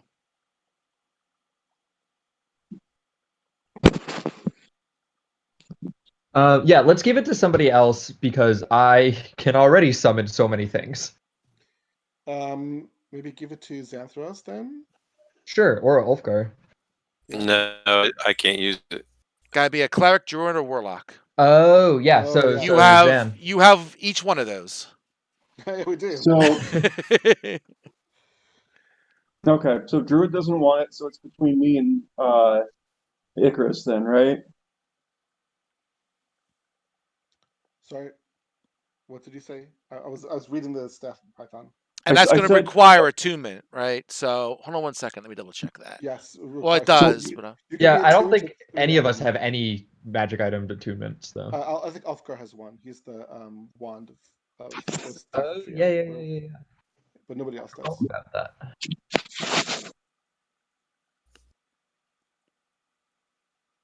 that. How do I add this feature or this action? Oh, I can add a custom action. Ooh. There you go. General. Oh, that's not helpful. So Xanthros, if this, you can make it into a snake. If the snake goes to 0 hit points, then the item is destroyed. But before that happens, you can use a bonus action on your turn to make the snake back into a staff. And it regains all of its hit points. Right. So if it looks like it's going to die soon, just turn it back into a staff. Okay, it's HP 60, armor class 12. Okay, it's got some things. Okay. So then we're gonna go back out to the stream. Okay, so I have the staff then. Confirmed? Yes. Okay, I'm Before adding we go something. back to the stream, Yeah. what is to the west? So do you remember that big room, the big room that went down, the Yes. 4-level room? That is it, but we're looking at it from the other direction. Oh, okay. All right, gotcha. Thank you. Yeah. So, so that means you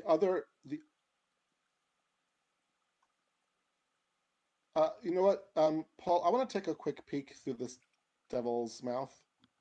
Okay. I'm gonna just go through it to see if it looks from the outside the same as the other one. Yes. Okay.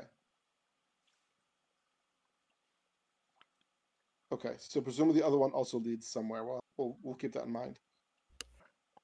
Right. And we And could with be- your we and should with your be- dark vision, you can see across the way. You can see that it's where you came from, right? Like you can see the grate and stuff like that. Yes. You have a long enough range to see that. Yeah, I 120 feet. Yeah. Yeah, you're pretty obnoxious. Yes.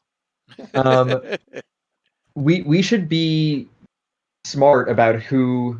I'm imagining, since it's the Tomb of the Nine Gods, that we're going to find more of these sarcophaguses. In fact, Yes. the one that's in the room, like over here, right? There is a sarcophagus behind the crystal window. Yes. So we should be smart about who gets inhabited by what. Like turning invisible is helpful for me, and we don't know that they'll all have the same effect. Although if they all allow us to turn invisible, that'd be pretty cool. Presumably the room with the bear is probably going to be Obalaka's, because Obalaka's a bear. Okay. Not that really tells us anything else. Although, actually, I bet the flaws are related to the virtues that they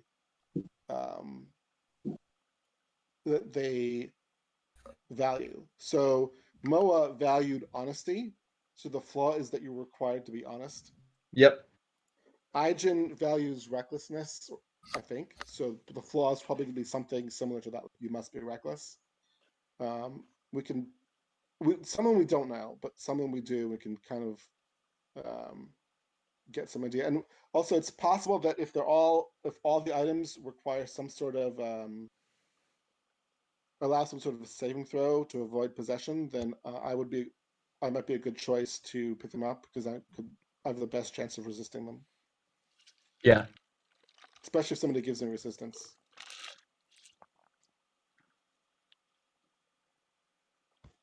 Okay, so we're going back to the stream. Okay.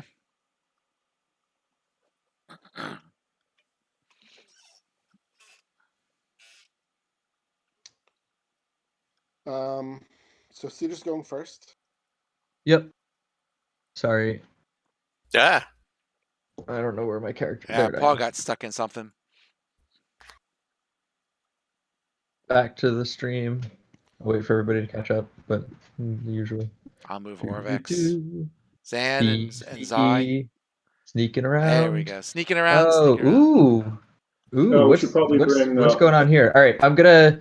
I noticed that there's a waterfall, and that means current. I'll step a good amount back just to avoid anything. Fair enough.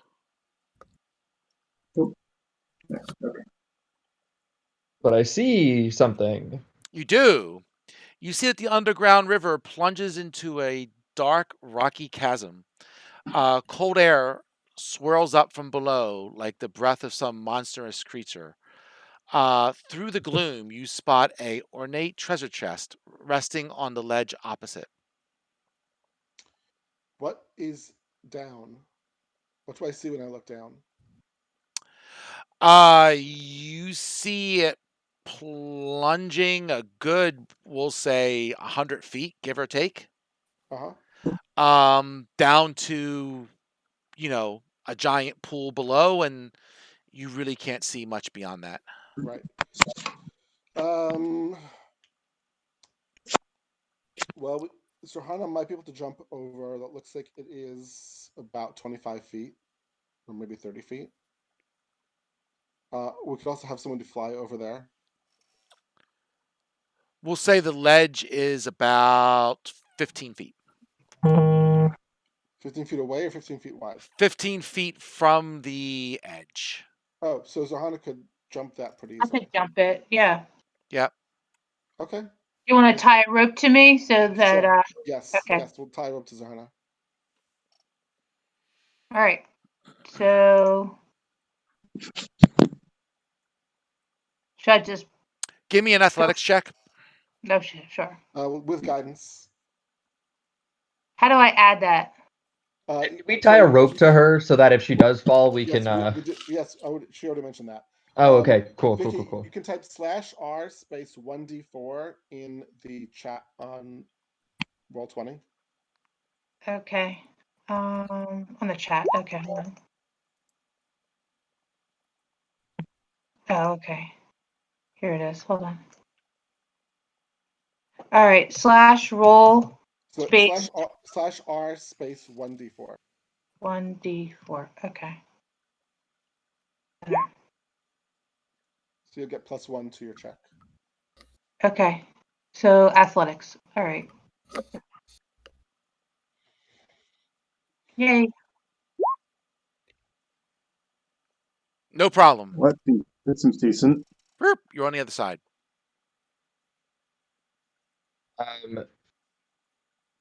We should make sure that that chest isn't trapped before you open it. Sounds good to me. Okay.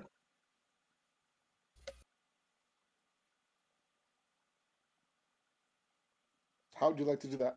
Yeah, what That are you is a doing? great question. Does somebody want to come over?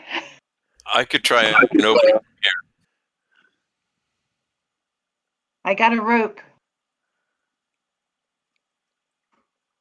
Paul, how hard would it be for us to use the rope to move somebody across? How are you going to anchor it? It's all I got to know. Well, Zohana can hold one end and Cedar can hold the other end, for example. Well, Zohana's pretty strong, and Cedar. So, do you have someone who's lightweight? I mean, that's pretty tough. You have two people holding on, and someone's going to try and bounce on. That's you got a slippery. You got slippery Wait. water. We could also use, Yeah. we could also use the fly spell, which makes it very easy to go back and forth. Give me 1 second here.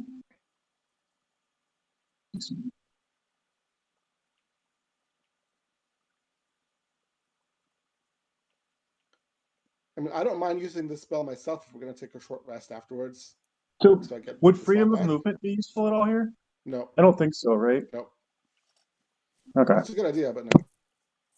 Yeah, I was kind of reading it, and I'm like, nah. Like I said, I'm okay using one of my spells if we're going to take a short rest afterwards. Or if Paul wants to use one of his sorcerer spells. Is Paul back from the dog yet? Yeah, I'm back. Okay. I just realized I hadn't heard your voice in a while, so I wasn't sure.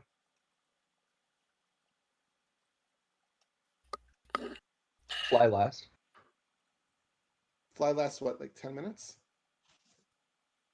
An hour, maybe? What's that? I'm sorry. Fly. Oh, Uh, I know it's a concentration spell now. Yes, it lasts 10 minutes. So we can make use of it for a while. It also, if I use it, I could put it on 2 people. But again, like once it wears off, I would like to take a short rest. We should. The only concern is that take Xantharos with you, so if it is trapped, he can administer healing to whoever needs it. Sure. And taking a short rest will get rid of Pass Without Trace. Yeah, so we've already probably used like half an hour to detect magics. Yeah. No, we only ritual casted it once. Yeah, I mean, you've gone through a lot, right? I mean, you've been looking around. You went through the tunnel pretty slowly. I don't know how much Pass Without Trace has left, but that's okay. Okay, so I'll cast Fly on myself and Xantharos.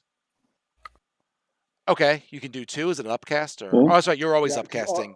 Yeah, Never mind. Exactly. And we'll fly over to the chest. Come fly away with me. All right, so we Icarus. got Icarus, we got Zan, and Zarhana. It's all over there, right? Yep, and then Zen can search the chest with guidance. Ooh, Ah, you went into the wall. I I moved it wasn't back for you. trying to go for the wall. I understand. Yeah, you try and use that alt button as best you can. All right, so what's happening? Xanthos is going to search the chest for traps. Does this involve detect magic, I would assume? Does not, just perception check with guidance. Let's go. You With gut. touch the chest, and you find that you are stuck to the chest. And the chest opens its mouth and opens up and tries to bite you. Great. It's a fucking mimic, really? Spin initiative. Yes, sure is. It certainly is. Yeah. Always when you least expect it. And I gotta say, I don't think I've Oh, ever at least- fought a mimic before. At least Zarhana's right here. She should be pretty good against the mimic, right? I would guess. Hold on. Hey, can we just throw the mimic into the water? I mean, presumably, like it would be just as easy to throw a person into the water that you're fighting with. Like, if we were fighting with like a 15th level fighter and we could just pick him up and throw him into the water, that would be a pretty short combat. Yeah, but there's not usually a giant. It's okay. Mimics are not known for being incredibly difficult to kill. All true. Make sure you click on your character when you spin initiative. You mean there's no treasure in this thing? There could be, after you kill it. Oh my gosh. It's a shapeshifter. Yeah, that doesn't sound like treasure. All right. Well, and some variations in the games I've played over the years give treasure, but maybe not these. I'm going to say that Cedar and Ulfgar from a distance, they're not going to get a thing this round. I mean, you guys are all huddled over this chest, and then shit happens, and you're like, I don't know. But That's very fair. the rest of you, I'll let you take an action because the mimic spun really poorly. I won't give it surprise because you guys were kind of ready for it. A 2. Can I tell you, it's been sitting here for a while. It's gotten lazy. Sure. So you can see he's stuck to it, and the mimic starts to react. Icarus, what do you want to do? I think Zarhana goes before I do. Cedar's not in the turn order, and neither is Zarhana. Yes. I guess that's a good point. I gotta put people in the turn order. Hold on a second, because they didn't have their character clicked. Just update your. Why did that happen? I even got a message that says you wanted to send the result of this roll to the turn tracker, but no valid token was sent. I don't know. So Did Zarhana you got a click on your 19. Seth, did you click on your token first? Maybe not. Am I supposed to? Yes. Yeah. Well, that'll do it. 13. I got a question. Should I rage, or do you think this mimic is no big deal? How many rages do you get? 4. I think you should rage. Okay. Rage away.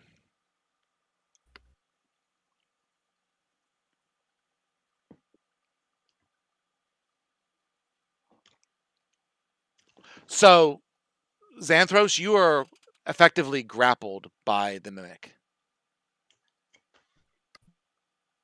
Okay.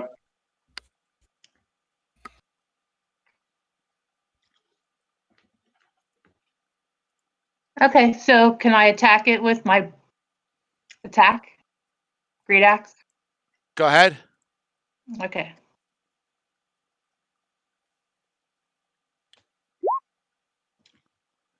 So, you hit. Spin damage.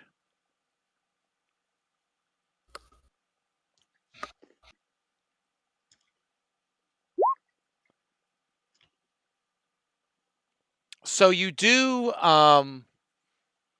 So is that including any extra bonuses you get for raging? That 9 points of damage. Yep. Yeah, it You can see does. above. Yep. Yeah, there it is, custom damage. Okay, so you hit it with the axe, and now the axe is like stuck in the mimic. Does that mean she cannot attack again? She could try and pull it out. I'll let you try to pull it out with your strength. But Okay. Oh, we have to wait for it to de-shape shift. you're right. Anything that touches it is going to be stuck to it. Yeah. Right. So do a strength check. I'll let you try and strength check, but you're only going to get one attack to pull out of it because you didn't touch it yourself. I'm just going to say it does. Oh, well, right now you're just pulling on your axe and it has your axe. Ah. Icarus? Yeah.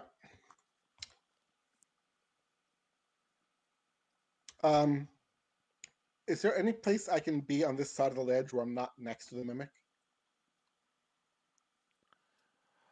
It's a fairly not next to it. Like, because right now I have a disadvantage if I attack with a ranged attack. Oh, I see. I think it's pretty tight quarters. I don't think you're gonna be able to range attack it without disadvantage. Okay. I think that's probably still better than attacking every other turn with a packed weapon. Because I can attack once and then recreate it the next turn and then attack again the third turn, but I don't think that's very efficient. So let me give myself disadvantage. I'm going to curse it. So it's 2 and critical is 19. Oh, that's actually. Oh, actually, there's actually a button for Hexblade's Curse. Neat. Oh, cool. Okay, so here's the first one. That's a miss. And here's the second one. Wait. Trying to click on things here. Here's the second one. That's probably also a miss. Yes, it is. Did you want Eldritch Blast? Yeah, is that not what I rolled? Oh, yeah, you did. Yeah, You rolled out yes. Eldritch Blast. I thought you were attacking with your weapon. The packed weapon gets stuck if I attack with that. Oh, Zan? Zan Okay. is, yeah. Okay. So, since I'm grappled, I can't really. Okay. So, I guess we'll start with casting spiritual weapon. Sounds correct. Well, you could also try to free yourself. You can try and free yourself. Okay. What would that require? That would require a basically you're being grappled, right? So Correct. It's athletics or acrobatics. yeah, that's what it is. And it's going to be at So- disadvantage. So keep in mind you're not proficient in either of those. I am not. Yeah, I'm okay at athletics, but acrobatics certainly not. Okay. And disadvantage is going to be an additional penalty, effectively. Yeah, so maybe it's better just to attack then. Maybe I don't know what the ramifications are.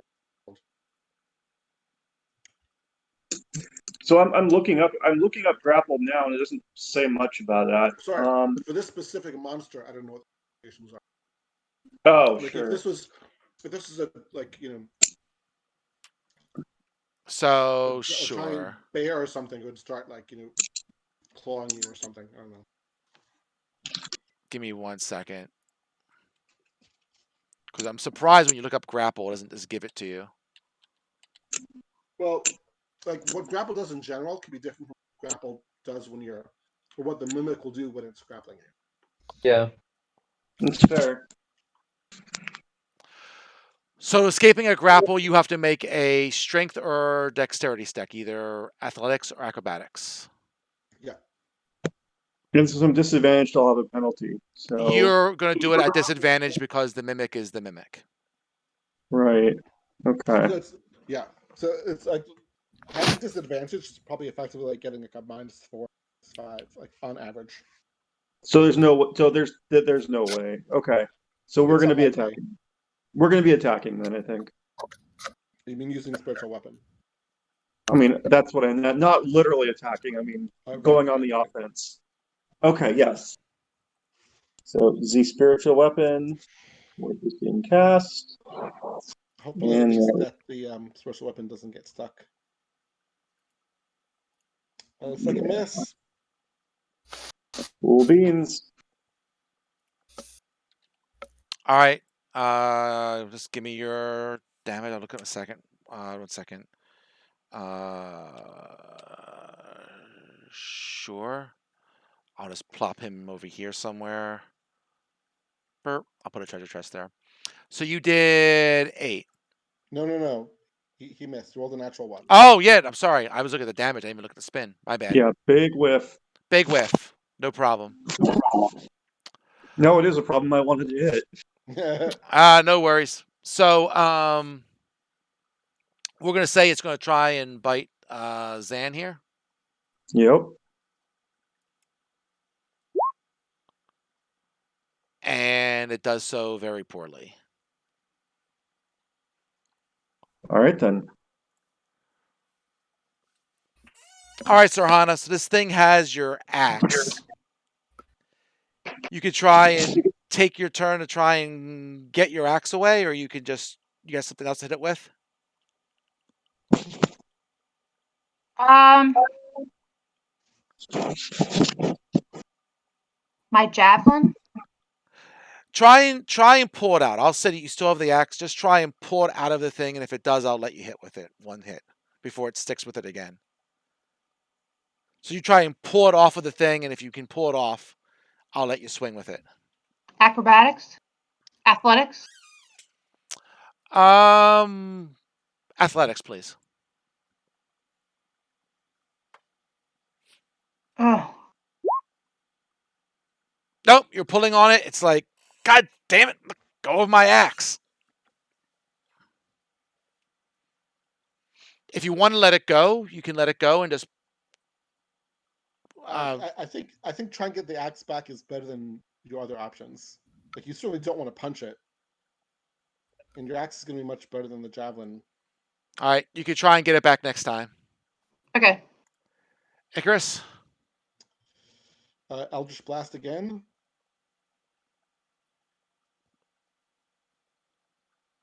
Nice. That hits. Did it not roll damage? I only Okay. see the 12 and the 27.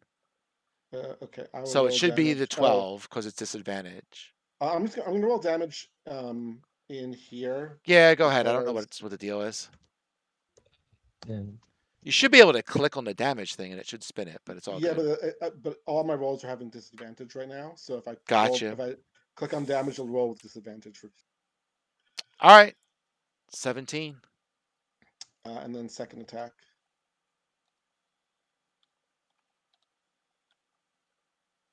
Yep.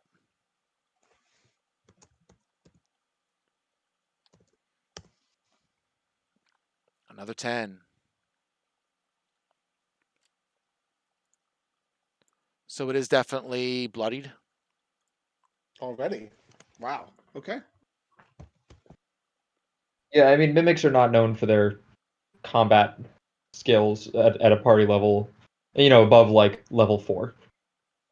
Maybe this is just a baby mimic. Yeah, maybe the mother mimic is down below. The whole young, tomb. the young adult mimics are a little more dangerous. Then you have the adult mimics. Then what's the next level after that? Old mimics. Ancient mimics. Veteran mimic. Ancient mimics. Tarrasque mimics.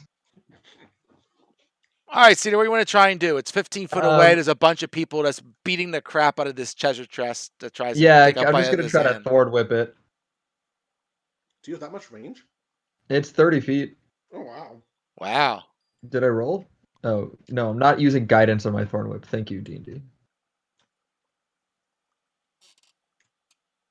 Okay, so you smack it for 2 points. Smoke. Yeah, but I get 2. I get the it didn't do the damage increase, I don't think. Oh, I just rolled 2 1s. Okay, never mind. Thanks. Yeah, that's my whole turn. Zan. Oh, I can pull the creature 10 feet closer to me. Yeah, I don't know if it's worth it because Everyone's stuck to it. Is that what you Well- want to do? I mean Xanthos is stuck to it. Yeah, no, I'm not. I'm not. Okay. Yeah. Plus, I don't know if the combats could go much longer for it to be useful anyway. So. Yeah. All right. Spiritual weapon. It is attacking. No, I would not use a spell Oh, it's slot damage. I'm an idiot. on this. Not use a what? Oh no, there we go. I rolled. A Okay. spell slot. We already used special weapon last turn. Yeah. No, you rolled damage. You didn't roll an attack. Yeah, I just realized that. All right. Go this. Okay, that's pretty good. That hits. Pass. I'll just take the 12. Sure. You can also use that's your bonus action. I can also use what as my bonus action? The spiritual weapon was your bonus action. So you also get Right, the so I normal can still- action. So I can still like attack if I want to. Or you can cast Sacred Flame. Whatever you want to do. We'll say it's critical now. Okay, we're gonna cast Sacred Flame. Just end this. Try to end this. Boom. Okay. So it gets a deck save. Yes, it does. Where's my mimic? Hey, he's a pretty nimble mimic. It's a Sorry. chest. It's a chest. It hasn't even turned into its normal form. It's a dodgy chest. Wait. Can mimics move when they're in object form? Oh, it doesn't matter. It still gets a Doesn't save. really say. You know. All right, let's give it a go. Another try here. Tries to bite you again. Ulfgar goes Wait a first. minute. I Oh, have to go Alfgar, first. what do you have to do there, sir?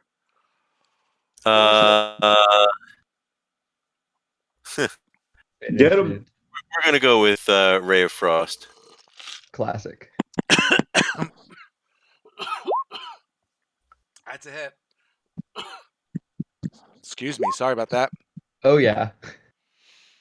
Oh, good job. The Ray of Frost finishes it off.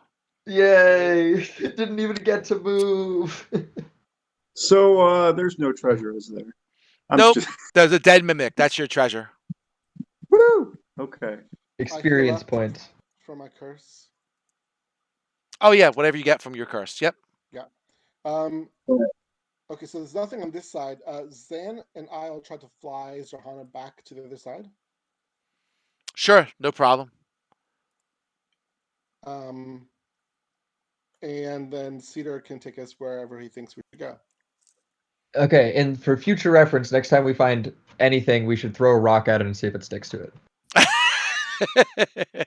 You realize always there's forget. There's only one mimic in this entire dungeon. I mean, that's always how it should be. Okay, great. Do we want to go back? Do we want to go this way? Or do we want to follow the underground river and go I back? think we should go to the other end of the underground river. Oh, sure. Yeah, we never went south. All right, so continuing to be nice and stealthy. I am a skull. Okay. Oops, went too far.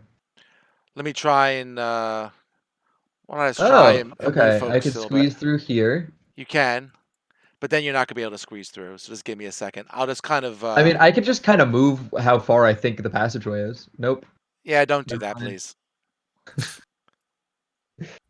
Let me just pick you Okay, up and yep. move you. Yeah, It's easier. And I'll move you to the other side here in a second. Okay. You might be able to click and drag and get us all at once. And when you're all separated, it's kind of tough. But yeah. All right, let me zoom back in and get you guys over to the side. Yeah, I don't know what tokens you have on the board. Yeah, let's get you moved down. We'll try and put you around there. There you go. Skull! Yeah, they're everywhere. I know, I'm just gonna keep doing that. This Ooh. is the south side now, right? Yes. Yeah. So now let me catch up to where you are on the map. There's some spooky stuff. There is. Mushrooms or It's a Druid cloud. You see a 1 second. I'm getting an echo from probably Greg, I'm guessing, or somebody.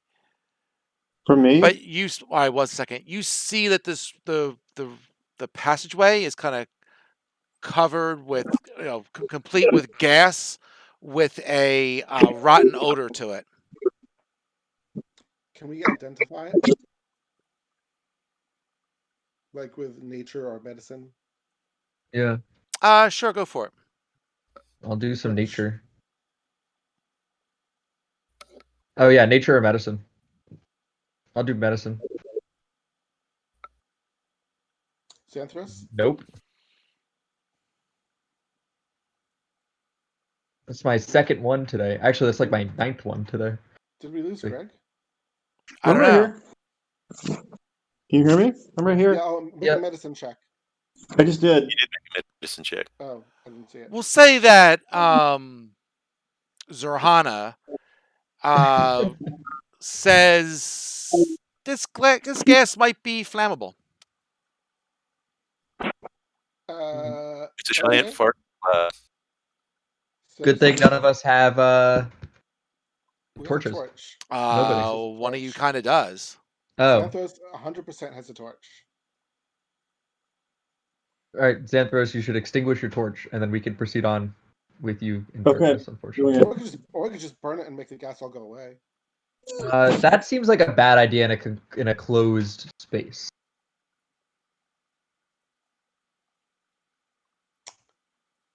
A very bad idea. Well, the gas is not out here with us, right? It's right here.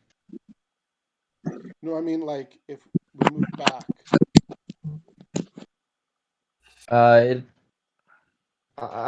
don't know if that's great. I don't have to breathe. I can just walk through it. Go ahead. Cool. I will proceed through the gas. Ooh, stairs. I'm gonna keep going past the stairs. So there are stairs here. I'll tell the party. Okay. And if we keep going, nice and stealthy. And there's a chest here. There is. Is it possible to fly over the gas? No, it picks up the whole passageway. Okay. Because the fly does last for 10 minutes, so. And I'm gonna. And then there's like a waterfall here, and I imagine we can't. Like that's the end. That is the end. Can we? The water. Yeah, that's the water source. There's a chest at the base of the waterfall, and then there's gas like around here. Okay, so I'm going to pick up a rock and throw it at the chest. So just to level set for what you see, right? You see the water pouring from the cracks in the seams. You see the floor is a muddy pool that flushes into the tunnel beyond. Just above the pool's surface, a large treasure chest dangles from rusty chains embedded in the ceiling. The pool at this point is about 5 foot deep, and the chest is about 6 feet long, 3 feet wide, 3 feet high.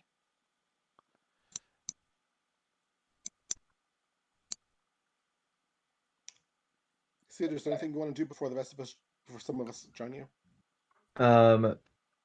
No. Did you already throw a rock at the chest? I think he said he did. Yeah. Let me throw a rock at the chest. All right, you get something to throw at it, and you hit the chest. I'm going in, and without any fire, and I think Zurhana also. All right. Zan, you're staying away from the gas, correct? Yeah. Okay. Where's your character? I don't even know where you're at. You might be underneath. I lost everybody. I think it might be okay. Did you it like might not delete be a bad your character idea. or something? No, I'm back in the little garden where the child was talking. I can't find. How did you get all the way back there? I don't know. Everybody left after the mimic fight. Just don't move. Don't move anymore. Just don't move. Not moving. Oh. Or All right, there you go. it might not be a bad idea to dispel this gas. So with fire? Zan, stay where you are. Don't go any further, or you're gonna blow everybody up. Not moving. Well, he Yeah, could with put his torch. fire in a safe way. He could put his torch out. Is he putting his torch out? Do we have an idea what specifically He ain't gonna would see happen? squat if he puts his thing up. What's that? Do we have an idea what specifically would happen if we threw a torch into the gas? Yeah, can we do How- some insight? Or nature? It would catch on fire for the least bit, and maybe make an explosion. All right, so we can set up a very elaborate Rube Goldberg machine that we can set off with a mage hand or by pulling a rope that will eventually light a torch that's in the thing while we're like a very safe distance away. Actually, the risk of an explosion could cause the tunnel to collapse. I think that would be bad. I think we're better off just trying to not bring any fire into the gas and try to just go through it. Or have some people go through it. Sure. Or Zan can put the torch out and you can bring him in. As long as he's close to you, we'll have light. I presume you did that, Zan? Yes. Thank you. Okay. So we're all going to go through the gas without any fire. Fair enough. When you get to the other side, Zan, are you going to do relight a torch, or are you going to stay torchless?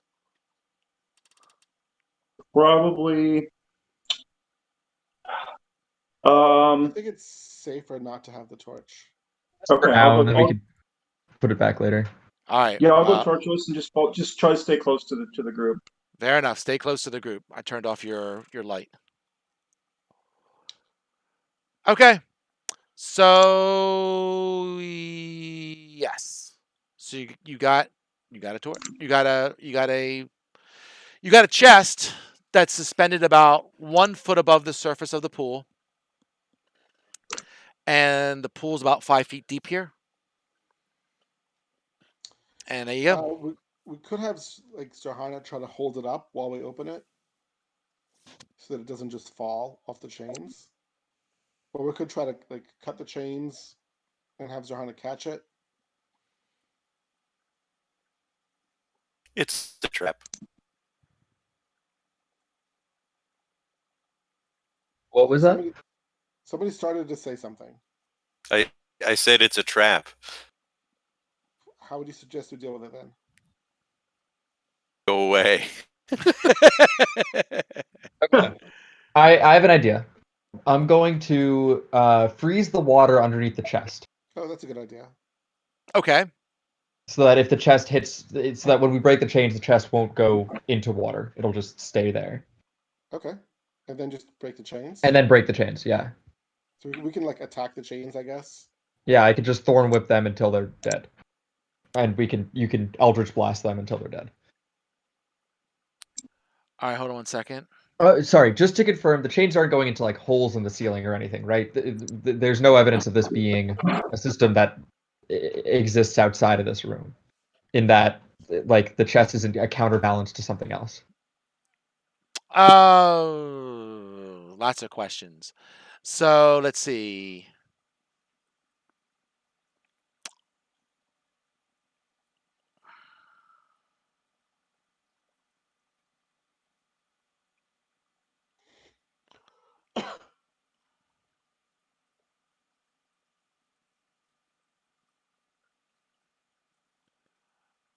Okay. All right. So you're putting ice underneath the chest. Yes. You are trying to break the chains. The chains do not seem to be very breakable to your vine whip. They don't seem to be taking any damage. Who's on the ice? Is that Zarhana there or somebody else? I don't think anyone's actually on the ice. The ice is just underneath the chest. Okay. Oh, well, no. The water's deep. The water's deep, about 5 foot deep. Right. So you're whipping it. It's not doing any damage to the chains. What about a weapon attack? No, it seems to be resistant to your weapons. Who's doing the attack with the weapon? Well, I was going to suggest Johanna because she does the most damage. Okay. So, Zarhana, when you are, I presume you're on the ice to do the weapon attack because the pool's Yes. 5 foot deep and so forth, right? Yeah. You see there's a Yeah. keyhole on the chest, and there's writing above the keyhole in common. Oh. And the writing says, "I devour all but the greatest thieves." Is that a riddle? Well, Sort I of think it sounds means we like. gotta. I think it means we gotta steal the chest, right? Or pick the lock? Or pick the lock, yeah. Is anybody in the group proficient with thieves' tools? Negative. I am proficient with tinkerer's tools. Can I Try. tinkerer's tool this Or lock? devour. It doesn't say it bests. It says it devours it. Yeah.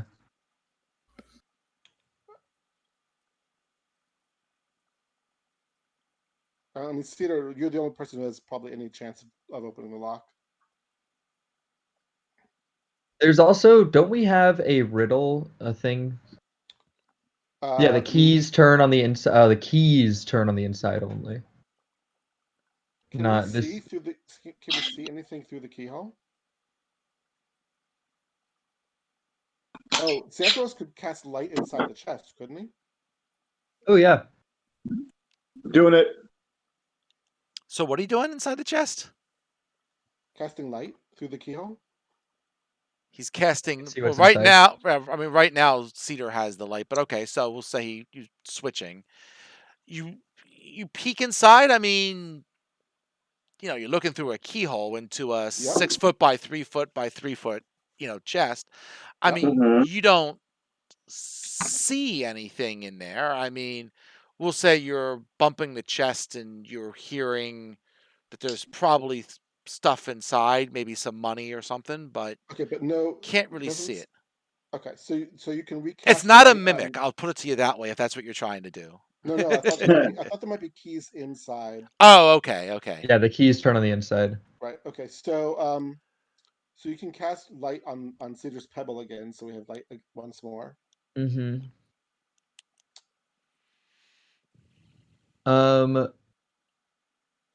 You can try. I'm gonna. Can I try to pick the lock with my tinkerer's tools? Thieves' tools would be better. It doesn't function as thieves' tools, correct? No one in the party is proficient with thieves' tools. Okay. Oh, sorry. I am proficient with thieves' tools, not tinkerer's tools. It is a different campaign where I'm proficient in tinkerer's tools. Okay. Fair enough. Try and pick it if you want. Dexterity check, please. Straight dex. Oh, Is it whatever. dex or What? like I'm sleight- sorry. The sleight with hands, whatever it is. I'm sorry. Yeah. I mean, for me, it's just straight dexterity anyway. All right, And I straight will dex take is fine. it. 18. Okay, so 18. plus, So plus guidance. Right? That is plus guidance. Oh, really? Yeah. Oh, okay. You can, if you mouse over it, it'll show you. Oh, yes, I see it. Okay. the keyhole kind of snatches down and destroys your thieves' tools. It like bit it in half. Nice. What was the wording again? I devour all but the most. I devour all but the greatest thieves. Right. So devour literally like devouring anything put in the keyhole. Right. Mm. Does anyone have knock? We have no wizards, so I don't think so. Oh, can I pour some water into the pour some water into the lock and then freeze it?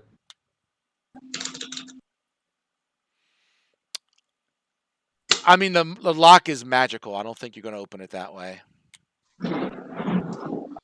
It's probably too risky to teleport inside, right? Yeah. I also don't know how much I like the idea of teleportation inside an Astarak tomb.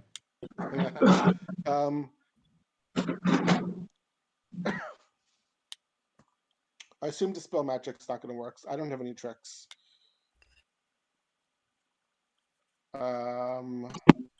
How can I get new thieves tools?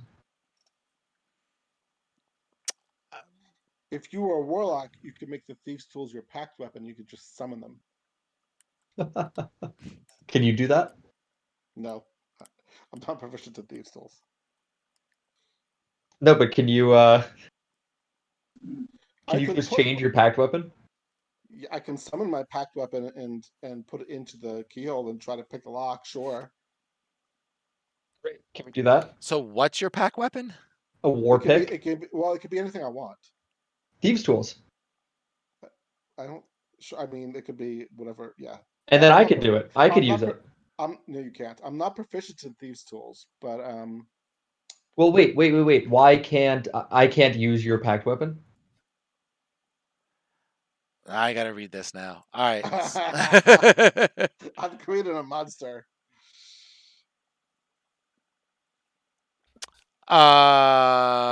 As an action, you create a pack weapon in your hand. You choose the form you're proficient with it, and it counts as magical. You can also transform a magic weapon into a pack weapon by performing a special ritual. Okay.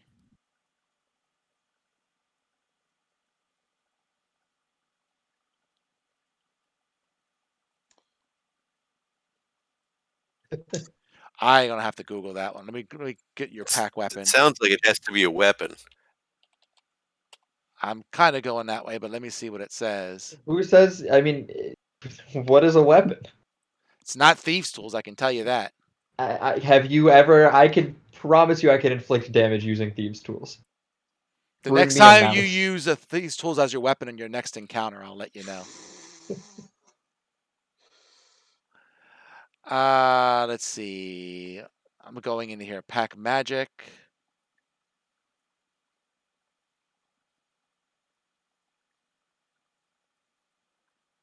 Where is the pack weapon in all of this? Oh, I probably got to go into your actual thing, right? It's under What? It's under Pact. It's under Pact of the Blade. Pack of the Blade? Is that Hex Blade? No. Yes, I believe so. Oh no, I'm not sure actually. Like warlocks have different pacts and like subclasses. Yeah, I know. So That's what I'm trying to find it within there. Here we go. Let's say this. Find weapon.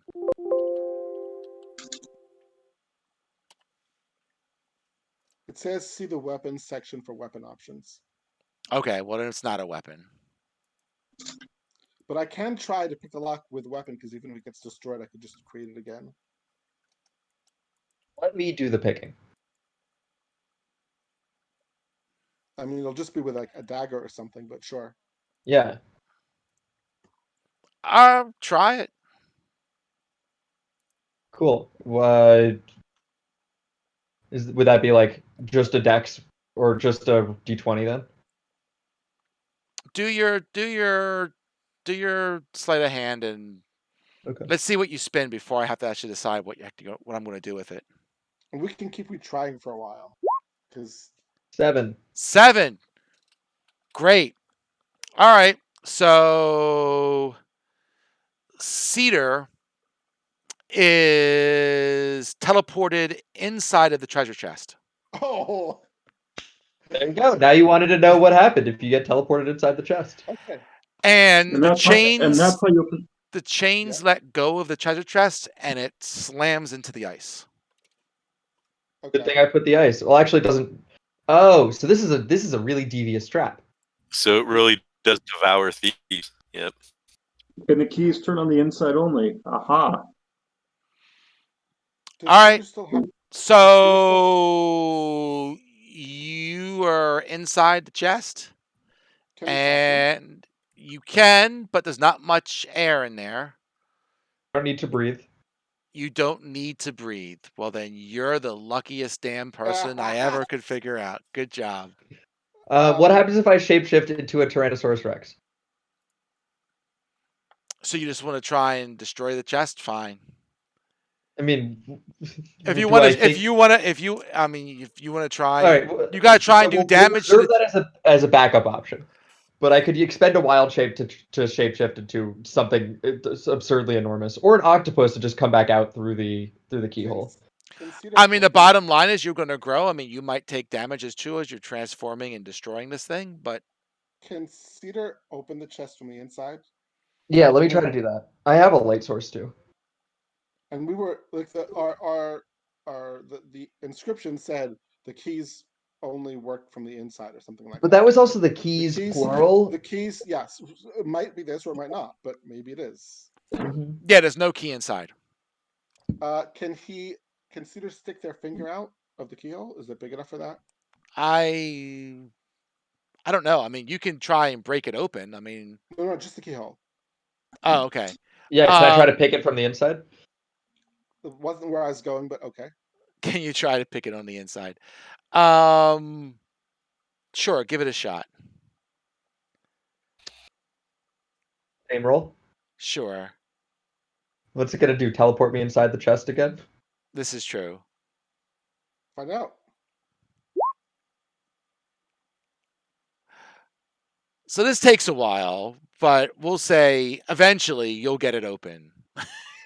Just to try and save time here, because it's going to take a lot of spins, but it's within your capability, but it will take things. The fact that you can sit in there as long as you want and not have to worry about breathing, no problem. Cool. So you eventually get it open. Inside there is there is 300 gold pieces. Ooh. That's it. There is a gold tankard with a sad face on it, worth 250 gold pieces. It's empty. Can you paste this in Discord once you're done describing it? Sure. And there's also there's a scroll as well. And we'll say the scroll has a remove curse spell on it. Ooh. Interesting. Like a curse that was on this chest. Whoop. If that was a curse. So now we're gonna go back. Copy. And just for fun, when you put liquid into the gold tanker, its sad face turns into a happy face. Huh. That's cute. It's very cute. So we're gonna go back through the gas up the stairs. Okay.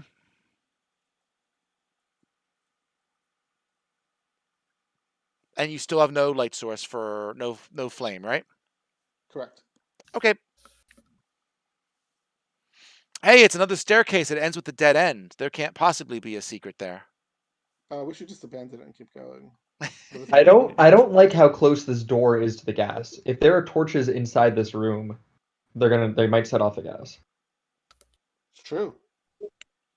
Maybe you should open the door real quick.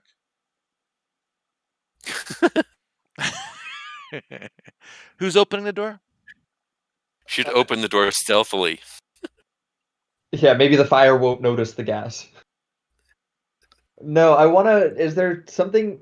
Can I use shape water to like seal off the entranceway to this passageway? I mean, we'll say you can reduce it. I don't know if you can totally seal it off, but sure, we'll say it reduces the amount of gas that's coming from the area, and you're kind of going up, so you're okay. The gas seems to stay kind of more towards the river, so you'll be okay. Heavy. Yeah. Cool. Then if everybody else should kind of clear away, like especially away from the gas, just in case. I don't know. Do we think it's a problem? Maybe.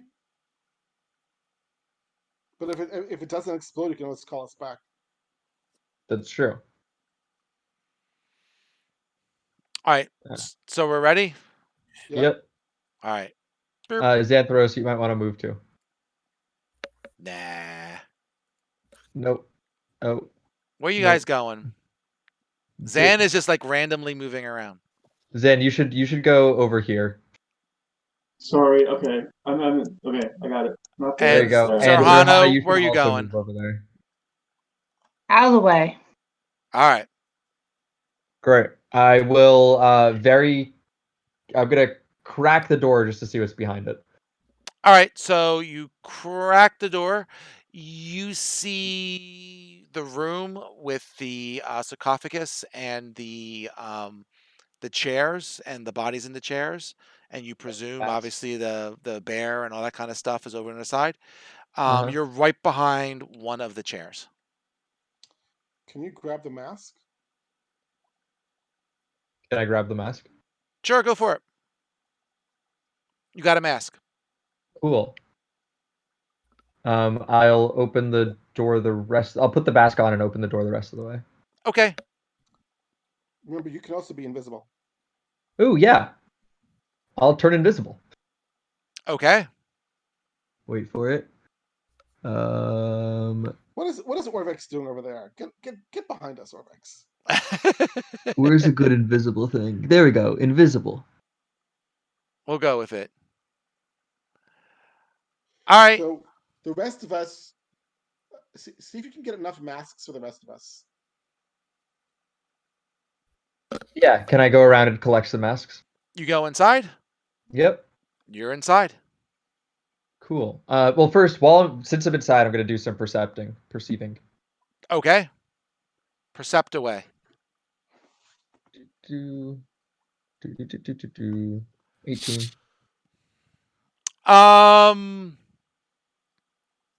Yeah, I mean, for you, the room is the room, right? I mean, you don't see anything more than what you're seeing right now. Cool. I'll go around and pick up some masks. You Is get there some another? masks. Can I look for secret doors behind any of these other chairs? You can spin if you want. Cool.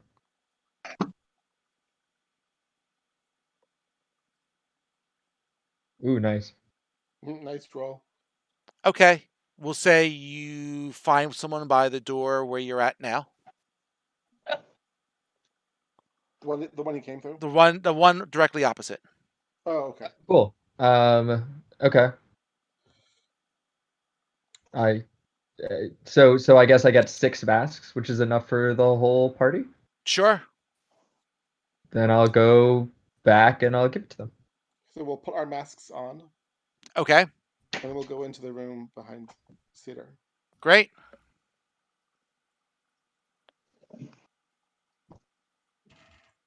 I don't like how nonchalant our DM is right now. This has been a lot of okays. Nothing is happening right here. Well, you're doing a lot of good precautions. Okay. We're gonna We're gonna say, by the way, that because you put the water up to protect you from the gas, that kept the gas from going off. Oh. Cool. Because when What you was opened gonna the set it door, off? there was a small spark. But I'm gonna say because you put that water up to help protect yourself, you're good. Great. I was just worried about torches. I didn't think that the door could be trapped itself. There you go. So has Cedar already searched the room for anything? Cedar has searched. He found a secret door to the Over north. here. Okay. I'm gonna ask. Let's open the sarcophagus. Well, what is on the sarcophagus? Which one is this? The bear, presumably. Which one is the bear? Obalaka. Yes. And what do we know about Obalaka? We do not know. I was not able to figure out what virtue Obalaka was representing. Let's ask our translator. Oh, sure. Because mine isn't that bad. Mine is just telling the truth. It would be really bad if you got that. If you were forced to tell the truth all the time. Yes. I'm worried that a flaw could end up. None of the others have honesty. Presumably they're all different. Yeah. So yeah, what's Obalaka known for? So, Orphic says that Obalaka is known to be nervous and obsessive. It doesn't Let's sound open good. this so that we don't have to make a saving throw until somebody picks something up. So I think we should at least start by opening the sarcophagus. Sure. Okay. Who's gonna make a strength check? The person who's good at it I can do that. with guidance. Oh. Oh, okay. So what do I do? Flash Make it. R space Just click 1D4. on the Yep. you could do it that way. And then you can just click on the strength check on the character sheet. Damn. So Zahana kind of slips and can't, and it doesn't get it open right away. You could try again. Do I have to do the with guidance again? Yeah, well, you'll get guidance each time. Okay. If you want, you can roll the strength check first because it might not matter. Okay. That's better. Okay, no problem. She gathers herself and gives it a good shove this time. Classic barbarian. So, you see the bones of a Zorbo, which is Okay. Ovalaka's Yep. animal form. animal form. Cool. They lie in a dusty pile within, and there's a ring that sits on top of the pile. Why don't we have Xanthos give me resistance, and I'll try picking up the ring. Sounds good to me. I'm remembering correctly what resistance. If Moa, hold on. Moa is kind of inside my head. Can I ask Moa about this? Sure. What do you want to ask Moa? What? So if you're a spirit inside my head and you're making me tell the truth, which I love, is very very generous of you. What would Obalaka do, and what would this ring? Do you know anything about this ring? She says to you, she says, I do not know what will happen when you touch the ring. I do know that all of us are upset bad Lord, whatever you want to say. We all want revenge for the Lich's betrayal. Sure, who wouldn't? So I would think that all of us are going to try to help you, but obviously, different characters will have different reactions. I can't say for sure, and different personalities. That makes sense. I'm willing to try. But I have one more question for Moa. Can more than one of you tag along inside one person? I wouldn't think so. Okay. So there are 9 gods. There are only 5.5 of us. Right. Sorry, Orvex, you're not a player. So again, I want to be careful about what we choose, right? If this is a benefit that doesn't do much for us. Well, we don't know what will happen if somebody makes the save. We don't know what will happen if somebody is already possessed, attempts it. But we also don't know what it's going to do. So, like, maybe if you make the save, it's just a normal magic item. Maybe it's just nothing at all. Maybe you can't pick it up. I don't know. Maybe if you make the save, you get possessed anyway. I don't know. But you just don't get the flaw. I don't know. Like, I'm willing to try, but like, I will be willing to try every time because I have a good charisma save. So if somebody else wants to try it, I'm fine with that too. I mean, yeah, because you could also. You don't know it's always going to be charisma. That's True. also true. That's also true. Yes.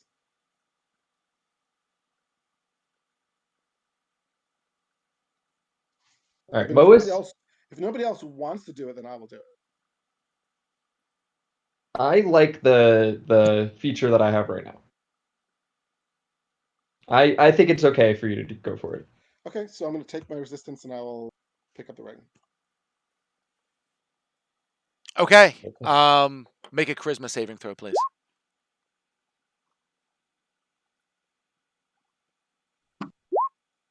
I can roll. I can add 1d4 if that fails. You can add a d4. It's a high DC then. 18. 18. Okay, so as you touch the ring, dust swirls into the shape of a small bear-like creature that billows towards you with a ghostly roar.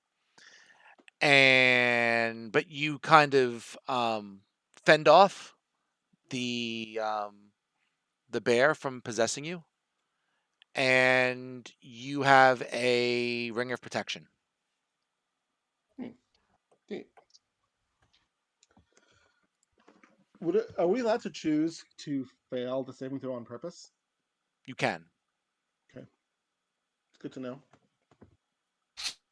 I think you can do that with any saving throw, to be honest. I mean, you can choose Yeah. to resist. I would think so. Yep. Wait, what is a ring of protection exactly? A ring of protection gives you +1 to armor class and saving throws while wearing it. If you give it to me, can I wear it while in animal form?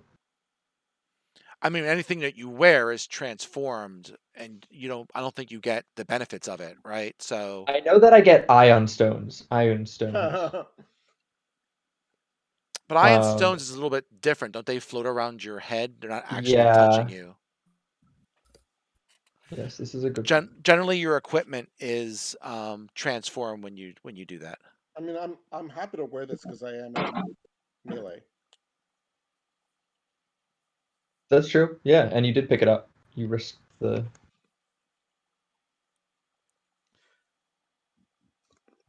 We can always move things around later if we decide that is a better arrangement. Yeah. But why don't we go through the secret door that we found? Fair enough. Who's opened the Do we secret? want Go ahead. we might want to leave the masks behind the secret door after we leave, in case we need to pick them up and go through this room again, rather than carry them around with us. But I think Cedar's going to go through first. Okay. Open up. I'm still invisible, by the way. Fair enough. You got a passageway to the north that's going into some other area. Hey guys, go on AFK for a second to grab food. Well, okay. Sorry. It's lunchtime over here, so. Okay. All right, I'm gonna do some perception checks. Okay. Before I cross that threshold. Good idea. Good idea. And it's probably good that I describe it as well. Yes. Where did it? Yes. Good. Hey, yikes. Bad. So you see a rusting statue of a knight stands on the west end of the hall, gripping a large iron shield.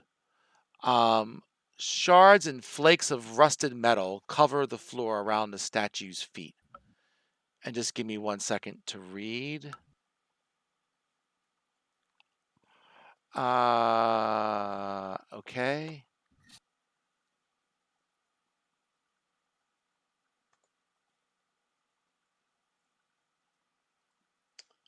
Okay.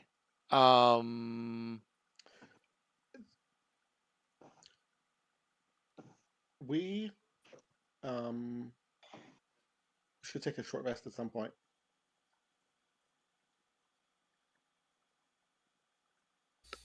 You can. Wherever you feel safe enough to do that. Can we do it here? You want to do it in the room, in the hallway, in the room? Where you do it? Let's finish the next room and then we'll figure it out. Okay. The room with a knight in it.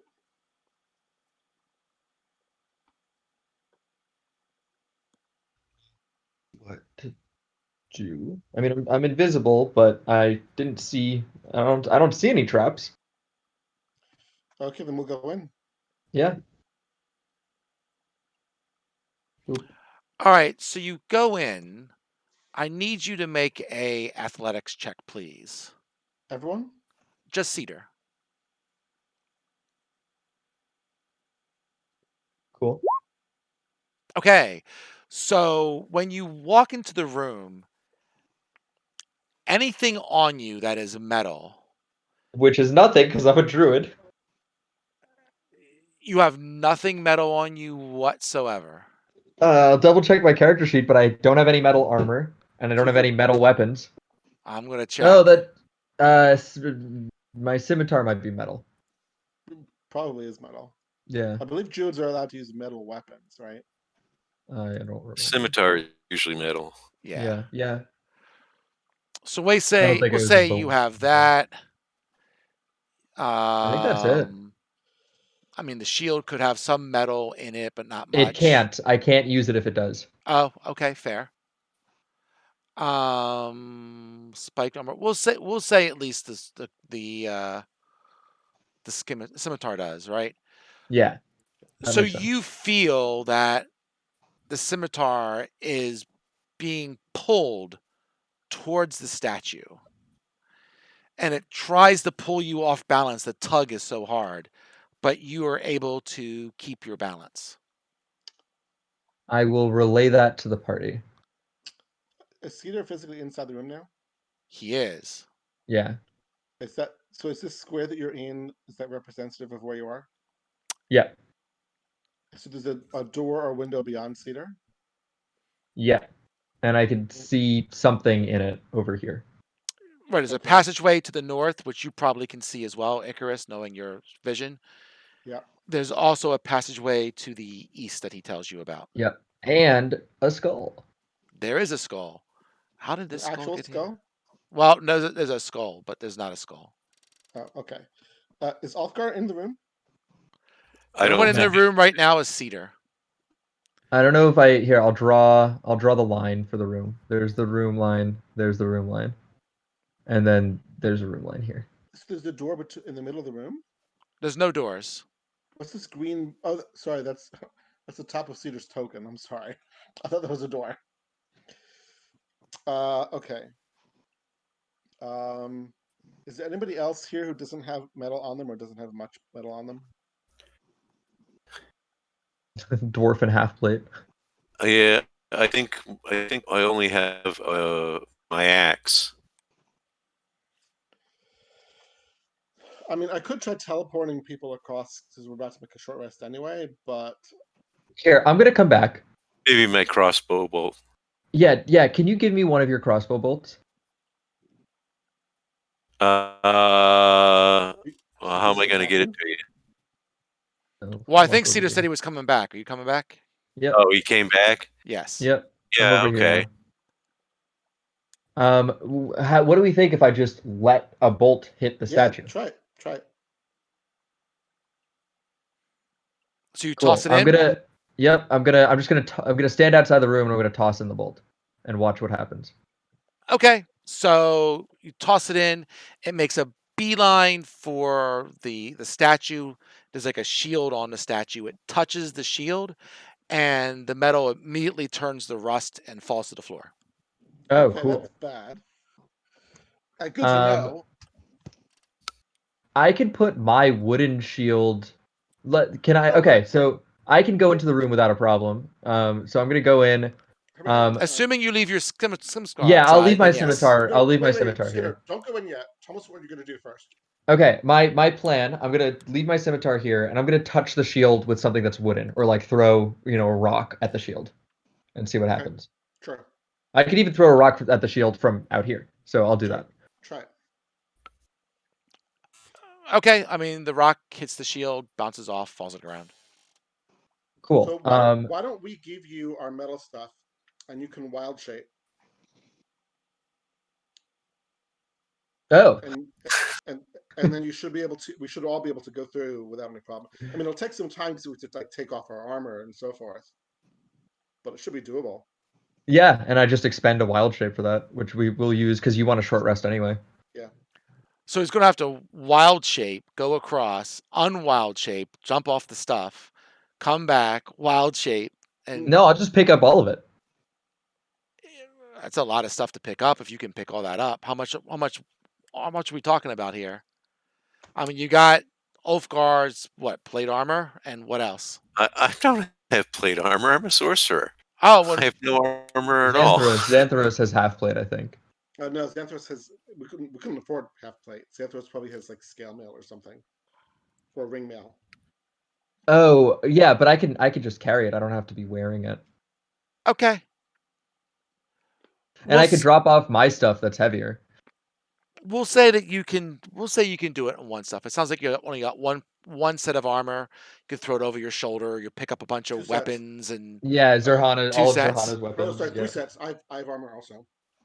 It's all metal armor, so 3 sets you're wearing down. Plus, it'll all disappear when he wild shapes, right? True. I'm just making sure we can hold on to all of it. That's all. Sure. I do have a constitution that's very high. If that's the thing that determines carrying. Probably strength. Oh, I do not have a very high strength.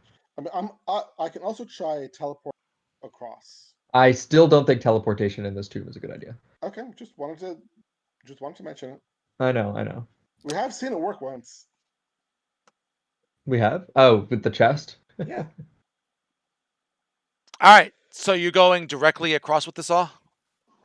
Well, once he's wild shaped, yes. Yes. Yeah. Okay. Yeah, I will choose form of a giant constrictor snake. Giant constrictor shapes. Actually, let me do something that's actually useful. I could do something with like blind sight, or not blind sight, with like a climb speed and blind sight, so that I can. Oh, but I'm just gonna unshape at the end, so never mind. Well, probably yeah. Yeah. All right. So I'll be a. Well, in case we have to fight, I'll be a giant scorpion. Okay. So you're scorpioning over to the opposite side? Yep. When you wild shape, are you still made of wood? I'm made of magic, Steven. Okay. All right. We'll say you all get over. You're going directly north, correct? Oh wait, there's also a passageway to the east. Yeah. There is. I think that'll connect to the atrium. What do I see down while I'm a scorpion, I'll go and look. I mean, I look. I can see 120 feet in the dark. You don't have to actually walk down the hallway. Yep. So what do you see? He sees a hallway that goes about 50, 60 feet. That's eyeballing it, and then turns to the south. Do you want me to check out and go look at it? My innate map making cartography seems to think that it would connect to the atrium, which is somewhere down here.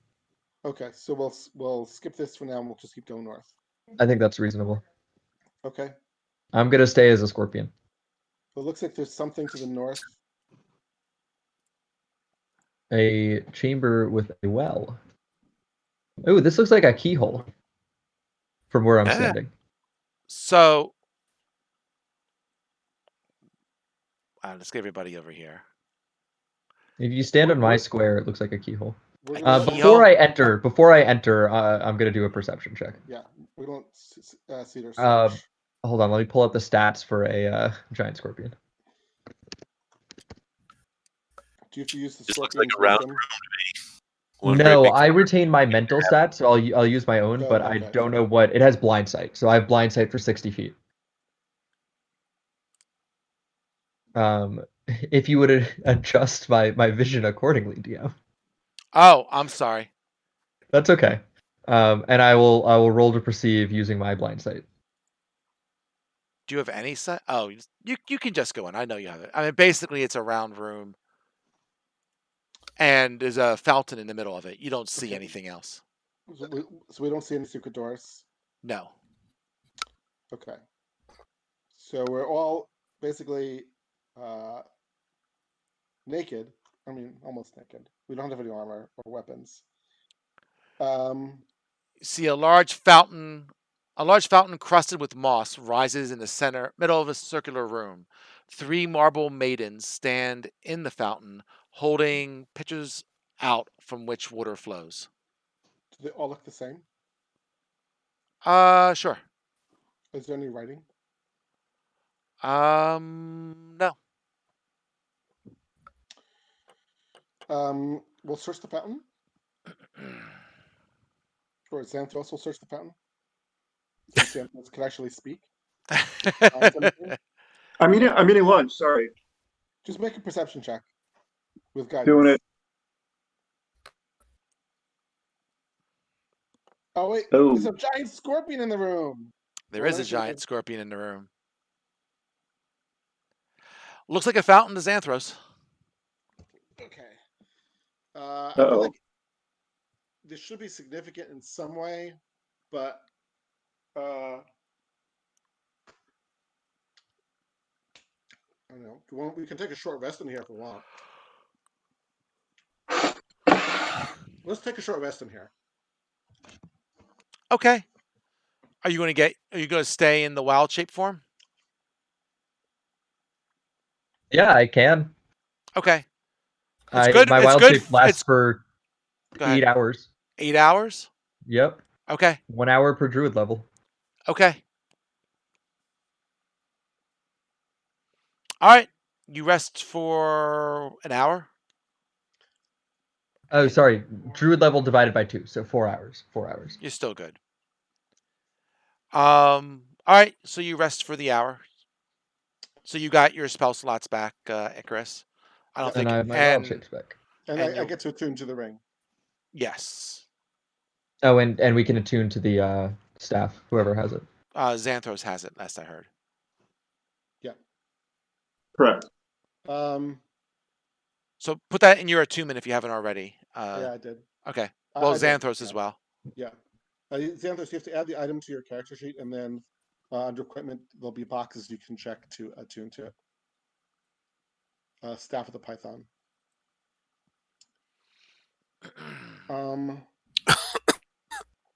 Like, I don't know, like random fountain seems like it should be significant, but I don't know what to do. I guess we could try drinking the water. Can I ask Moa what's going on with it? Moa doesn't know. Moa does not. Moa tells you. He. I think it's a he. I have to go back and check. We'll say he. Does not know what's in the like.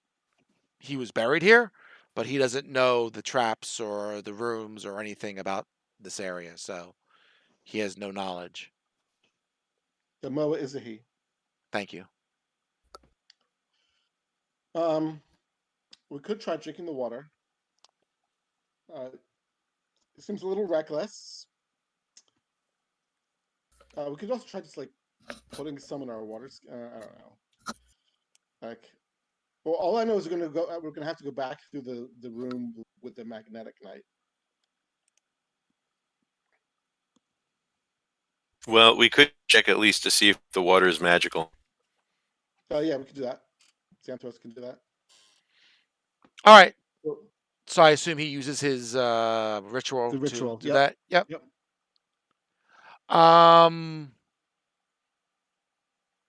Yes, the water is magical. It radiates transmutation magic. Okay.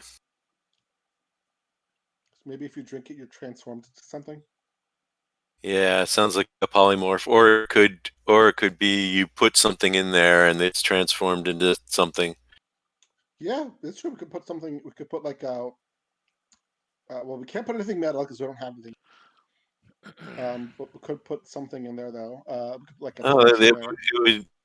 It would be useful if we put metal things in there and they were changed to not metal. But Well, only if it was temporary. Well, you don't have any metal things right now. Right. Oh, you know what? Actually, Cedar will have to wild shape in order for me to attune to the ring, won't he? Because the ring is definitely metal. Fair enough. Is that okay with you, Cedar? Because you have to spend it on the wild shape on the way back, or we can wait and I could just not attune to the ring. Seth's on mute.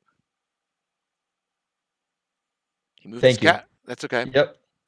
Before we short rest, I can walk over to here, drop off the metal stuff, come back over here.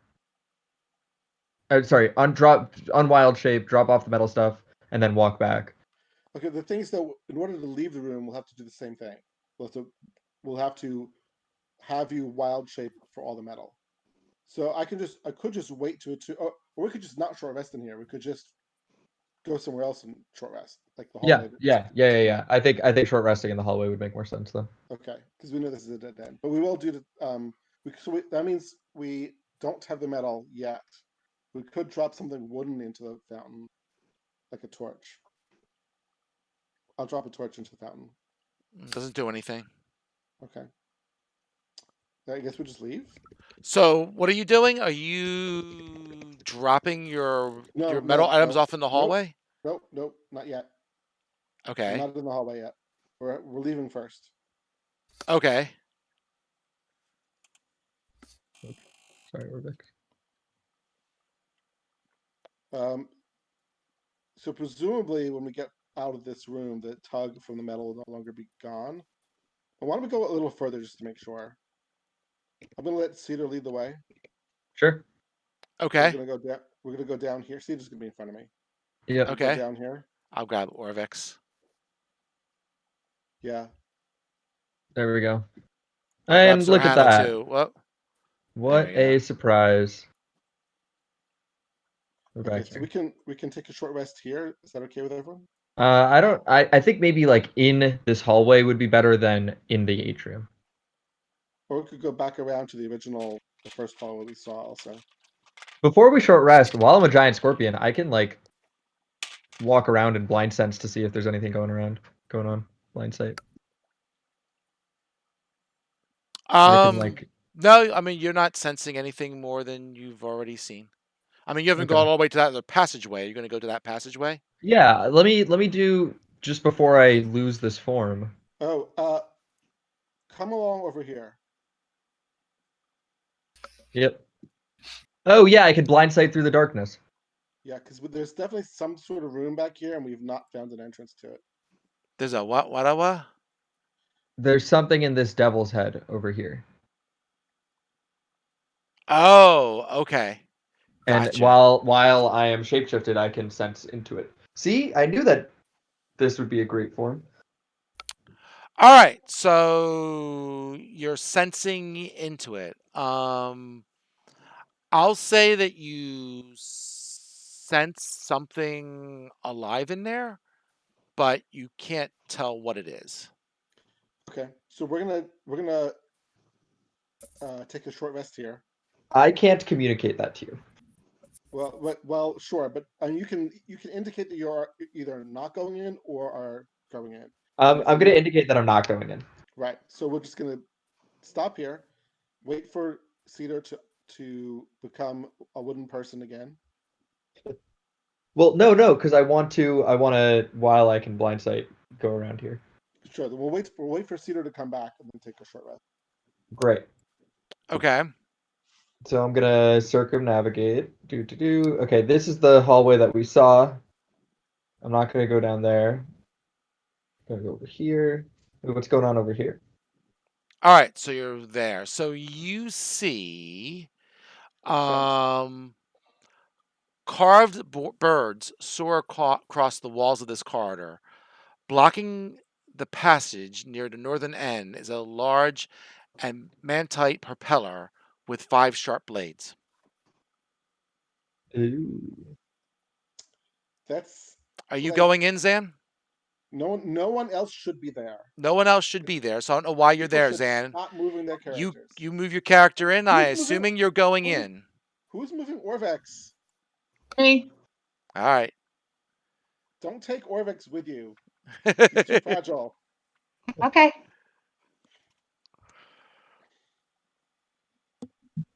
I'm just gonna wait here for Cedar to come back. Okay. So I can start attuning my ring. I'm gonna perceive then with my blind sight. All right, so you can perceive, was it 60? Yep. Okay. So, hold on a second. Let me see how far that is. As opposed to constantly. Okay. So you see on the other side of the blade, right? You see it opens up into a room. You think you see a chest in the room, and that's about all you can pretty much tell.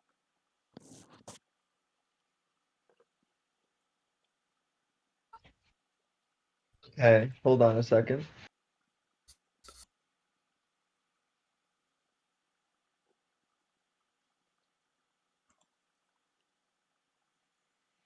And I don't mind if Zan comes with you. I just want to know what he's doing as opposed to just randomly moving around the board.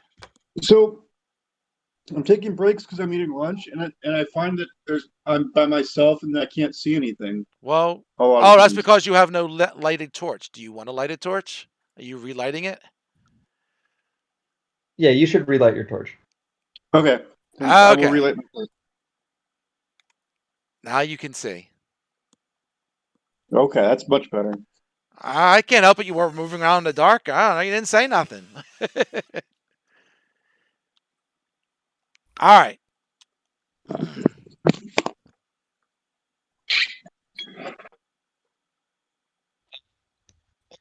So what did I get with this perception check, a la this room and anything in it besides the propeller? Like, is there?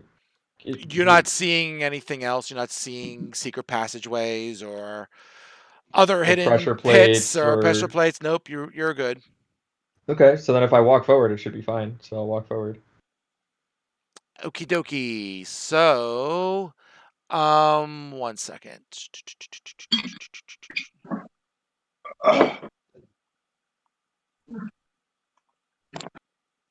Oh, I lied. I'm sorry. I was looking at the wrong thing.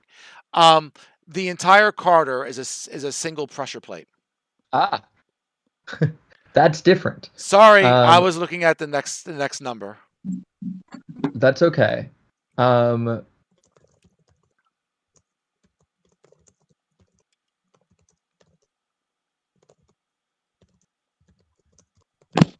Okay. I will. So I see this. I see this thing at the end. Yes. Propeller, was it? And I see one treasure chest through it, like on the other side. Yeah, that's about all you can make out from the other side of the room. Yep. From where you're at.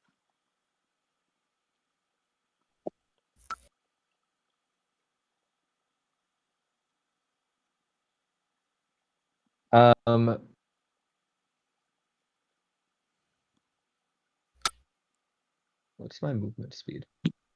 I can go 40 feet. So if I dash, I should be able to get through there before I'm imagining that when I step on this plate, the thing is going to start spinning. And you like how do the blade just keep in mind if anything happens, we cannot help you since we don't know where you are or what you're doing. And you'll have all our metal items. Yeah. I'll come back and I'll just report what I found. Great. So we can take a short rest now. Yeah. Okay, great. You have a short rest. You have your stuff back. I'll tell you all about the thing. Great. Do we want to go into this room where something's alive? The room where something's alive. Where's my this? Entrance dungeon passageway. medicine Oh, says that's the last place we should go. Yeah, I'm kind of with you here. I would be fine doing it in like the river area. I could. What? What are we doing? A room, like if we're taking a short rest, if this thing comes out, that might not be, and it's hostile. We already took a short rest. Oh. We just finished our short rest. We'll say you have your short rest. You have your weapons back.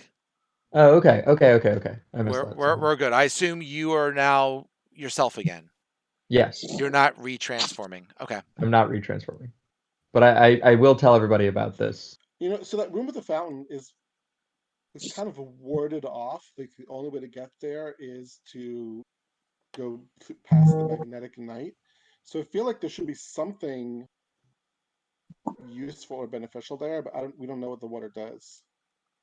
The magical water, but it does something. Anyway, I just wanted to point that out. So do we want to go through the mouth into this mysterious room? Sure. Okay. Wait, Wanna go what first? mouth? The mouth of the devil head here? Yeah, exactly. I don't. If there's something alive in there, I don't think that's a necessarily good thing. But the only way to get through it is through this, so it must be important. Not necessarily. Ah, don't be such a scaredy cat. Zohani, you want to go in first? Yeah. So what are you doing? Through the black mouth of this devil face. Okay.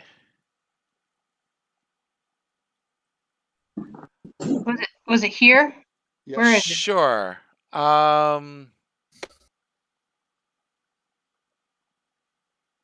With my blind sight, could I see the room that's behind it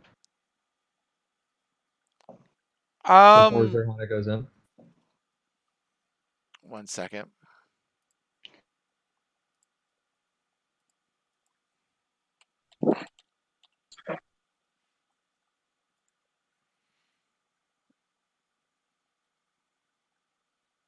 Oh, that's funny.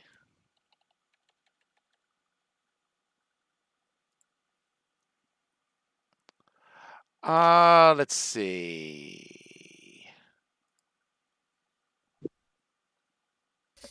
Seriously? I'm just trying to double check how blind sight works exactly. Sure.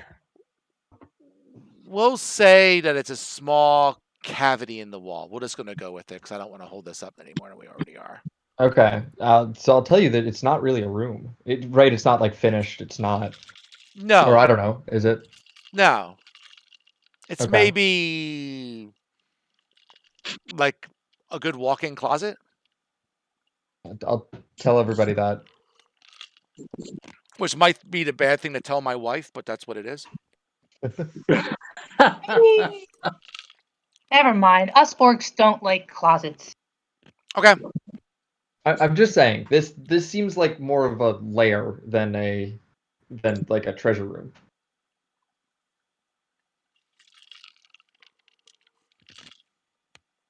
Oh, like a mimic pretending to be a treasure box? Closet. No. Yeah, mimic pretending.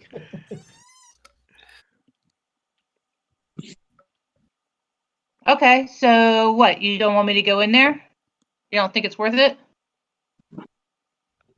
That's my opinion. I'm happy to hear. Like if other people think differently, that's okay.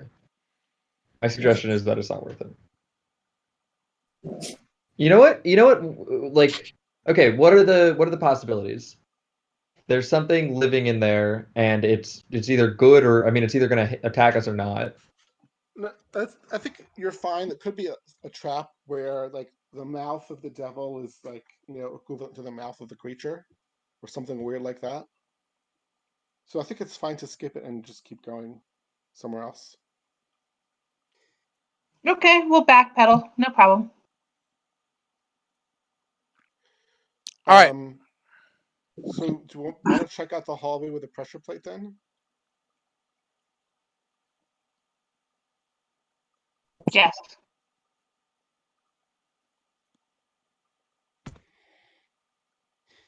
Okay. Let's go over there. Yeah. Okay.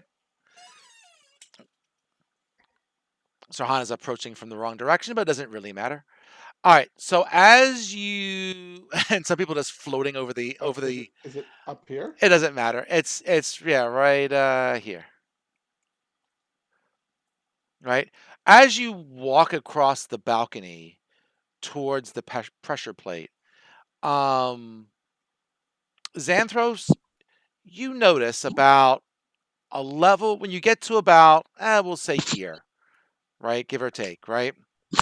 You notice about one level down on the balcony, there's a humanoid, about dwarf shaped. And you see him, he sees you, and he just kind of disappears into the shadows. Can I see him?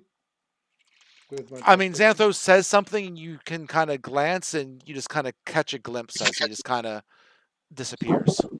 I report my findings. We could try to go chase him down. Probably should try to go chase him down.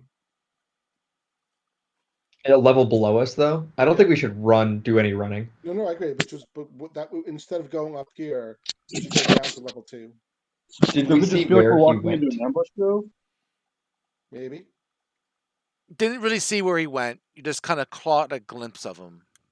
But I'm worried about giving him time to, set something up or tell other people about us. Hit the gong. Yeah. All Didn't work out too well for us last time. right, let's see if we can get him. All right, I got to move your guys down a level. Yep. Let me try and put you together. We still have the hallway with the fan.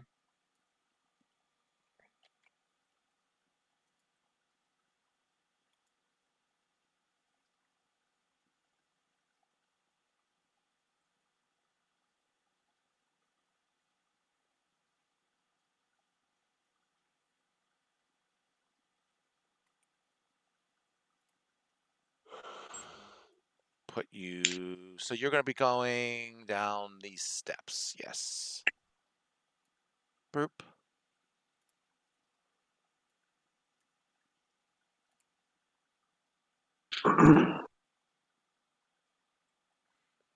So you see a number of different things, right? So let me switch maps myself. You kind of run around the other side, right? Boop. There we go. Whoops. There we go. Whoa. Sorry.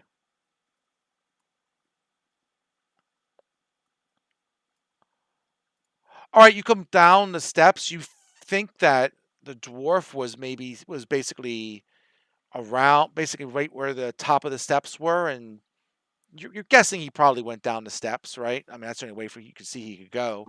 You come down, you see a passage to the north, passage to the east.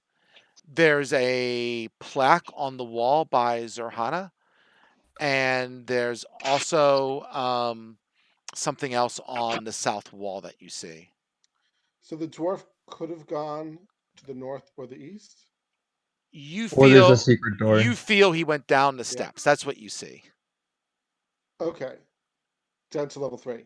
That's the only thing you can see. Yep. Okay. So we're gonna have to pass the plaque and the other thing on the south wall if we go down to level 3 anyway. Right? Yes, you do. So why don't we look at those as we go? The plaque has writing on it. Are you going to stop and read it? Okay. Yes. All right.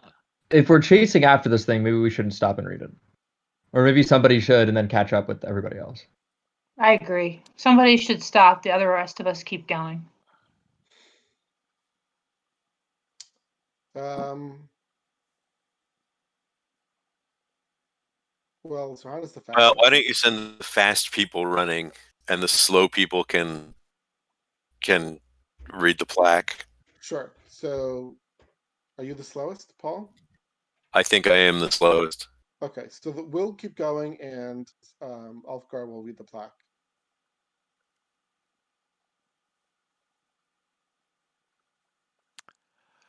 So okay. So who's running? Zerhana's the fastest, so she's the one in the lead. She zips by the plaque, right? I'll follow Zerhana because I'm good at looking for Fair enough. doors. As you approach the wall to the south, you see 3 over holes that are carved into a 9-foot wide, 8-foot high stone door at about human head height. As you approach, 3 humanoid heads stick out of the holes, each covered with putrid flesh and gnawing on an iron bit bolted onto a chain bridle. Are these humanoids similar to the one we saw before? The ones you saw before? Which ones you saw before? I'm sorry.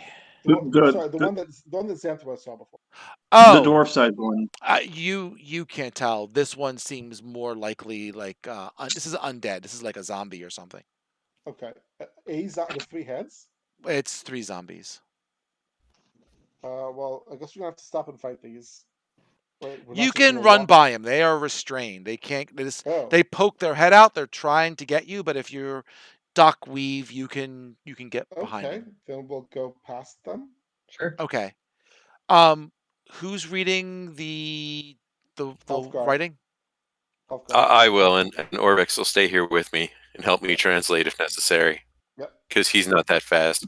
Yep. Fair enough.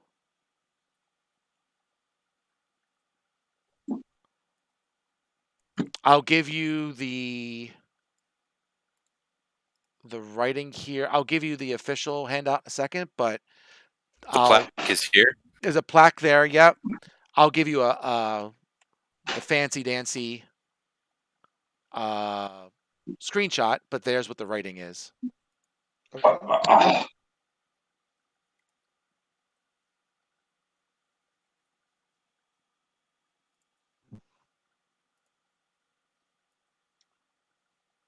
Okay. So the ring is a path to another tomb. The dead abhor sunlight.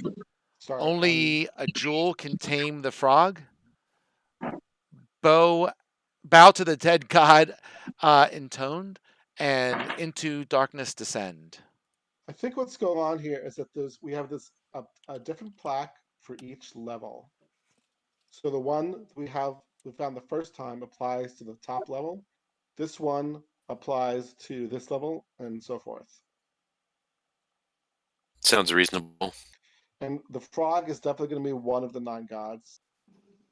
Yeah. All right, so we're saying that Zan and who else is in the lead? So Zan and Cedar? No, Zrana and Cedar. Zrana and Cedar. Zrana and Cedar, my bad. Zrana moves the fastest. Yes. Yep. And I'm trying to catch up. Trying to stay in. I'm gonna cut and paste you guys to the next level. Wait. Is that where we think the dwarf went? Did we see it go down? Yes.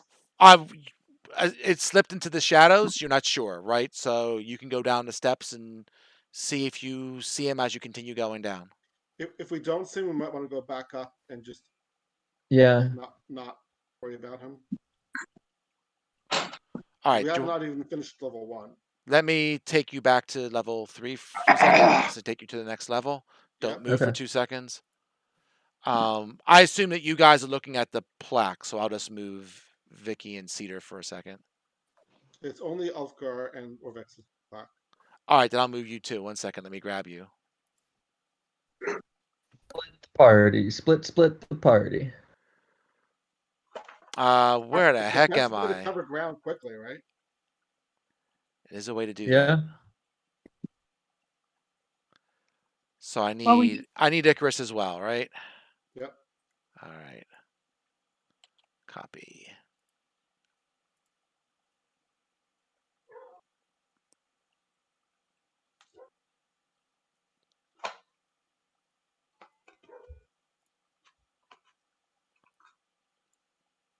Get you all set up.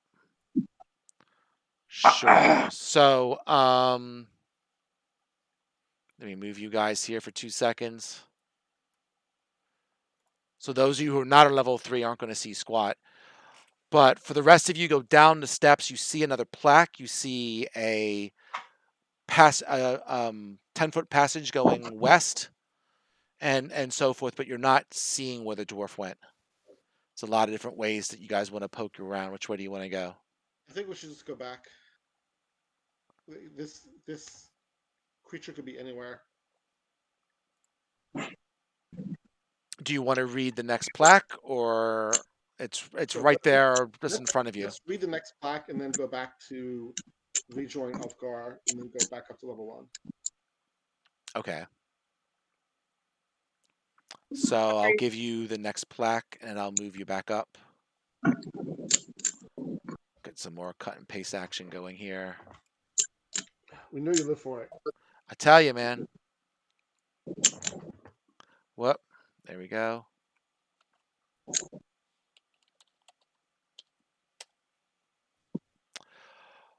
Walk through water with weapon in hand. Slake your shadow at the font. The vulture is the first step. Write the gods. The walls of history tell all. And I'll move you guys back up to level 2. Thanks. And I'll cut and paste that into roll 20 just for giggles as well. Thank you. Yep. And I gotta go back.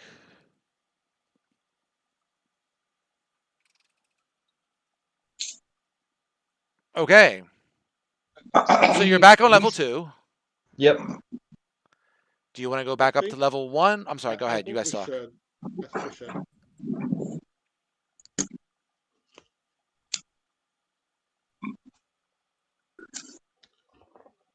I mean, if everyone else wants to continue level 2, I'm okay with that. But I think we should finish level 1 before we go down to level 2. Nobody seems to object, so we're going to continue. So what I think that's ultimately are we fine. looking for? Are we looking for more of these artifacts like the staff and ring? We don't know. I mean, ultimately, we're looking for the soulmonger. My Right, guess is so- we're going to have to. My guess is that's going to be down at the bottom somewhere, but we should probably get as much information and help as we can before we get there. Okay. Back up to 1? Yes. So I guess the question is at level 1, let's see. Is there anything on this plaque that on the level 1 or on the obelisk plaque that we haven't encountered? That is an excellent question. I don't think so. Have we done In Darkness It Hides? Oh yes, that's the first the devil mouth, the first devil mouth. Yeah. The keys down the turn master on the basement. inside only. Maybe that was the chest. Yeah, I'm we not did sure. because they teleported. Remember, we teleported inside the chest and dropped it. Yes, but there weren't We didn't turn any keys. Right. What if you? What's the key? Stretch, yeah. And it also is keys plural. Yes. I don't think so. It could be. Okay, it so could be, maybe there's there's 2 areas. Well, there's the propeller area we haven't seen at all with the chest that might have keys on the inside, and there's also the fountain. None of these seem to apply to the fountain though. My guess is though, since we do know we have another chest coming, that's where that one line. Well, that's what that one line refers to. Yeah. So let's go to the room, to the hallway with the pressure plates. Okay. You're there.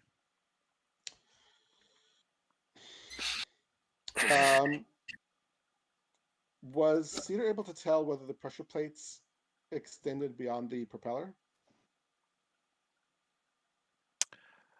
I don't think he can tell that from distance. Okay. We could use fly to just ignore the pressure plates.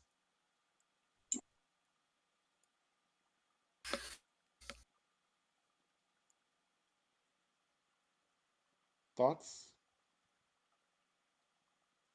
I thought that the propeller was blocking the pathway. Maybe I misunderstood. Can we get through? Does it look like it's possible to like get through the propeller if it's not moving? Da ba da ba da ba ba.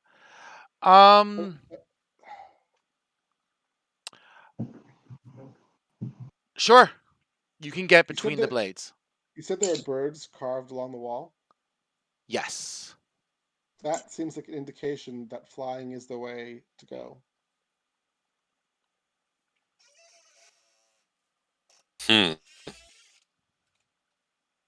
We don't necessarily have to all fly, although there is a sarcophagus there as well. So Oh, was there a sarcophagus down there? I thought there was a Yes. treasure chest. Both. They're both down there. Well, yeah, you can see that because you have you have longer sight than Yeah. he does. So what you couldn't really see, but I'll say you see because you can see it. Mhm. There is actually a pit there that is on the other side, so you don't really see the sarcophagus, but Oh, that's okay. actually a pit. There's a So, pit and then and I'm saying that you shouldn't really see the pit too, but you've seen the pit because you just Okay. have a That's fine. ridiculous amount of sight on this map. Right. So we could get 3 people. Well, we could get 3 or 4 people across, depending on how many flies we're willing to use. Well, I have fly as well, so I could Right, take a couple but- people. Well, you'd have to cast this as a 4th level spell to get a second person. How many spell slots we should expend? Mine are obviously per short rest.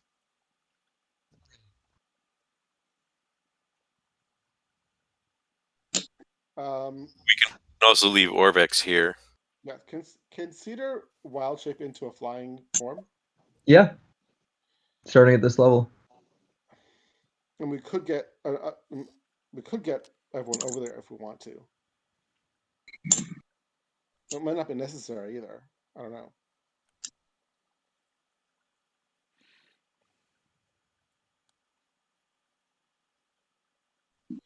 Why don't so I'm gonna start. I'm gonna cast fly on myself and Zerhana. Okay. So we can fly over the pressure plate. Like try to scramble through blades of the propeller and then keep going. Sure, I'll let you kind of squeeze by and kind of work your way around it. It's a little tricky, but it's doable, right? Okay, obviously we're gonna stay off the floor the whole time. Okay. So Yeah, you fly into the room along with okay. Zerhana. Yep. You fly above the pit, Yep. and there's actually 3 chests, Yes, I see that now. and there's a skeleton with an Right. odd thing around its neck. It's like a bone. But I'm sorry. It's like a stone. I wouldn't call it a necklace. It's tighter than that. We'll say it almost looks like when you have like a neck brace or something like a that, collar. like a collar. So we'll go collar. Okay. And he is kind of hanging, but now he sees you and he's spin initiative. Okay. And as soon as we can, we'll shout back to everyone else what we saw. Okay. Let me grab You this. can just fly back. We could, or you could come join us.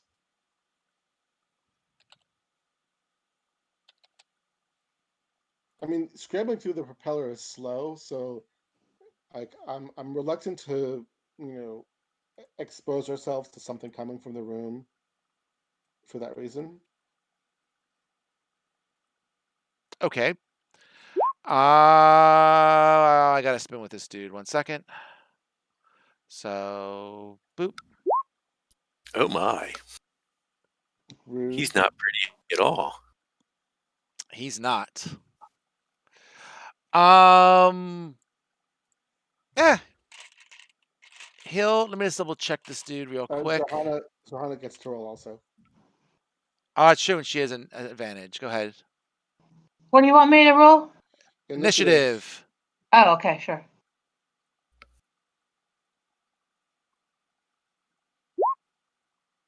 So close.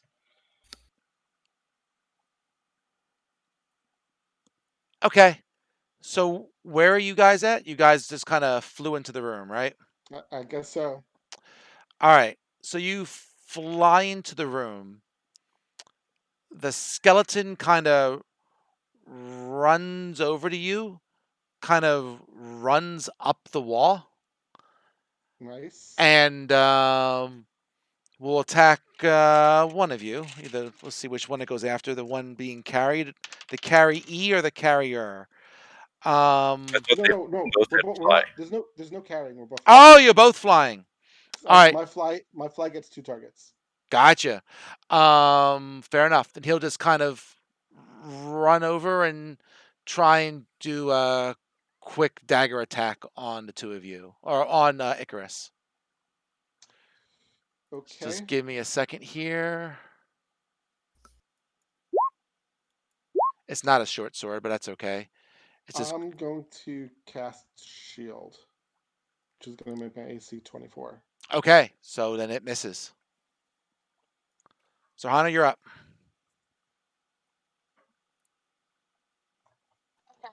Was I not supposed to roll initiative? We're gonna say you were surprised. You can roll initiative, but we're gonna let Zohana and Icarus go first, and then we'll run through it. All right. An 8's not gonna hit, but you can spin again because you get 2 attacks. It's in red, so it's a natural one anyway. Yeah.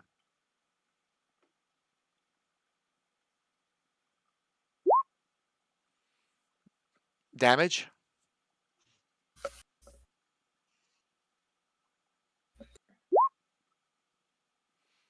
Okay. We're gonna say it's critical. From 1 hit. Yep. Icarus, you're up.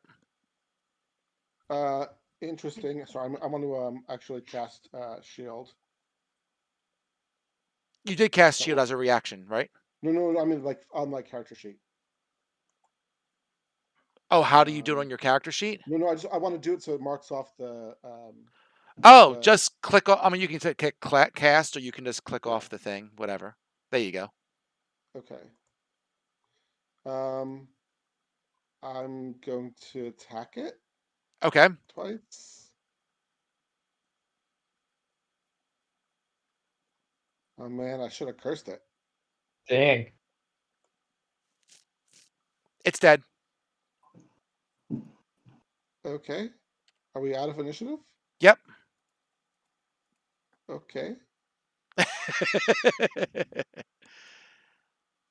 So it's dead.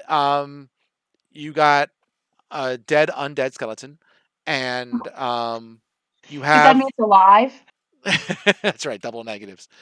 The this collar that it has it's a collar, and it has a big triangle on the collar. Does the triangle look like a symbol of something that we've seen? Nope. Okay, we'll take the collar. Okay. I'll take the collar. Yep, we'll say the collar and the skeleton head is kind of a piece. So you have the collar head thingy. Okay. Great. You got it. So Hana, do you want to open the sarcophagus? Sure. The rest of you coming in? If the cats fly, they can come in safely. Otherwise, I wouldn't recommend it. That's up to them. All right. Do you want to Yeah, go? I can't fly, so So you see, let's do the description of the room because I haven't done that yet. Yep. A deep pit opens up at the entrance to this tomb. A stone sarcophagus is resting at the bottom. A snarling monkey-like creature decorates the sarcophagus lid. Beyond the pit, 3 treasure chests sit on stone daises. The chest on the left is carved of black onyx. The middle chest is made of rusty iron, and the chest on the right is cast of silver and glistening with frost. And I still think that this is the keys turn on the inside is definitely. here. So the monkey, by the way, the monkey's virtue. This is Wongo, the Sioux monster, and his virtue is friendship. And I do know that we have about 15 minutes left. I know Vicky's going out to dinner with some girls a little bit after 5 o'clock. Okay. So if we can do this in 15 minutes, no problem. If we can't, Sure, we can stop. Sure, What do you want to do? Sure. Well, we do want to open the sarcophagus. Sarcophagus will not open. Interesting. Maybe the keys are on the inside. What Might be the keys for the chests too. was that? The keys for the chests. Yes, they also might be on the inside. It'd be great if we had someone who's good at searching. I mean, I don't know if I need to blow a wild shape on this. I don't know. Well, I mean, call me if you need me. I'll say that. Okay, so I've used all my spells, so I will be wanting to short rest after we're done anyway. So I think you may as well come in, because whenever I do short rest, you'll be getting your wild chips back, right? Sure. Out of the beast forms that I can take right now, I can do. How many of us are in the hallway? What was that? How many of us are in the hallway? 3 of us? No, none of us. None of us are in the hallway. Well, you're in the hall. You're in the big room. 3 of you in the big room. Oh, 2 of you yes. in the tomb. So Cedar, Ulfgard, Zan, and Orvex, you were all in the big room. So if I blow a 4th level spell, I can bring us all in except for Orvex? Yeah, but it's not worth You it. could bring 2 people. You could bring yourself and Zan in, basically. At 4th level, I can bring in 2 people. Oh yeah. Right. Mm-hmm. I mean, yeah. I'm okay with wild shaping. Have we seen any flying monkeys? Like in the Wizard of Oz? Yeah, they're according to the D&D Beyond search, they're from Tomb of Annihilation. Oh, what do you want to see? I'm sorry. Have I seen any flying monkeys? Have you seen any flying monkeys? In this adventure specifically. It's an adventure specific beast. I don't remember. What was that, Paul? I'm gonna go ahead and fly and bring Xanthros with me.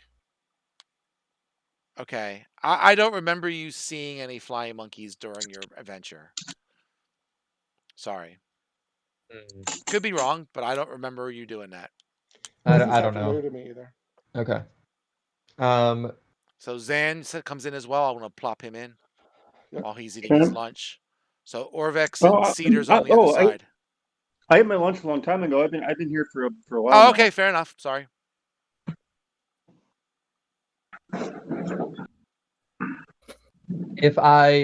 So I could turn into large things that could not fit through this hallway, and then I could carry Orvex, but without being able to turn into a large flying animal, I'll just have to be able to only do myself. That's fine. I think we can leave Orvex outside. I mean, if necessary, like we could, I don't know, call out to him or something if we really think we need him. But all right, how big is a giant eagle? Hold on. Once we all get inside, we should all start screaming.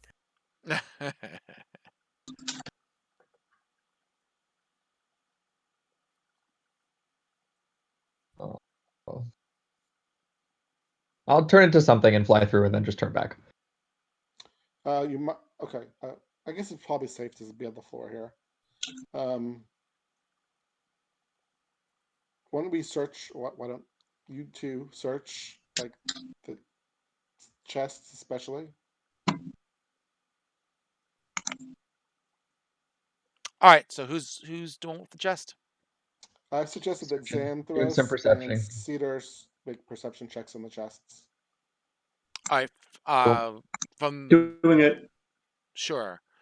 From the outside, they look like chests. How I described them. You don't find anything From the else. outside as opposed to from the inside? Do you open it? Can we open it? I didn't even think of that. You could try. I don't know. Did you Yeah, try? I'll try opening. I'll go over to the middle one and I'll try opening the middle one. Not a problem. The chest opens up. So you open up the chest. The chest is empty. On the underside of the chest is a lock, and the key is in the lock. Interesting. I think this is where the clue comes in, right? Yes. Yeah, I'll I mean, I'll climb inside the chest and turn the key. Which one are you climbing into? What? Describe them again? So there's It's the in the- one it's in the on text. the text is Oh, there. oh, sure. I'll do the which one am I standing in front of? The rusty iron one? Yes. Yeah, I'll do that. The most druid-like. Yep. You know what? I'll even leave my scimitar outside. Okie dokie. So you go in the chest. You close the chest. Yep. Okay. I mean, can I turn the key without closing the chest? You cannot. Okay, yeah. I'm just asking as you just sit your arms. I don't know. Yeah. No, it's fair. It's fair. I assumed that I would have had to close the chest. I wasn't explicit about it. Okay. So you go in the chest, you close the chest, you turn the key. Yep. Okay. Sure. When you do that, the chest locks and a button magically appears on the lid of the sarcophagus Okay. in the pit.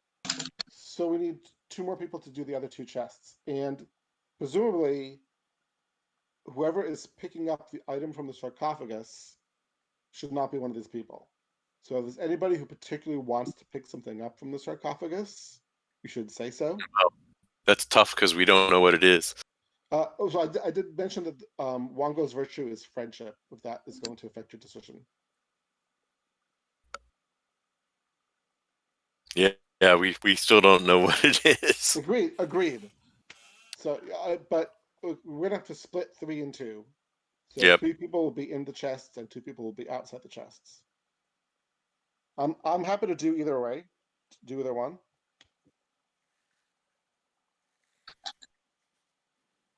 Okay, so I'm gonna climb inside the silver frosty chest. I'm gonna open the silver frosty chest.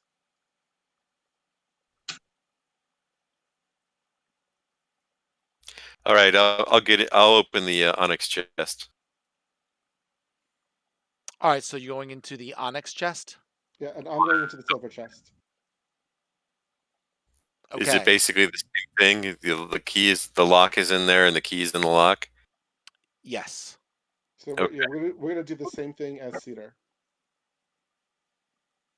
Okay. So So that means that Cedar's in the rusty one. The onyx one is Ulfgar.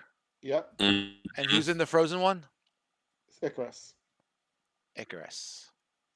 Okay, so pull me away, yeah. Just making sure I got all this straight in my brain.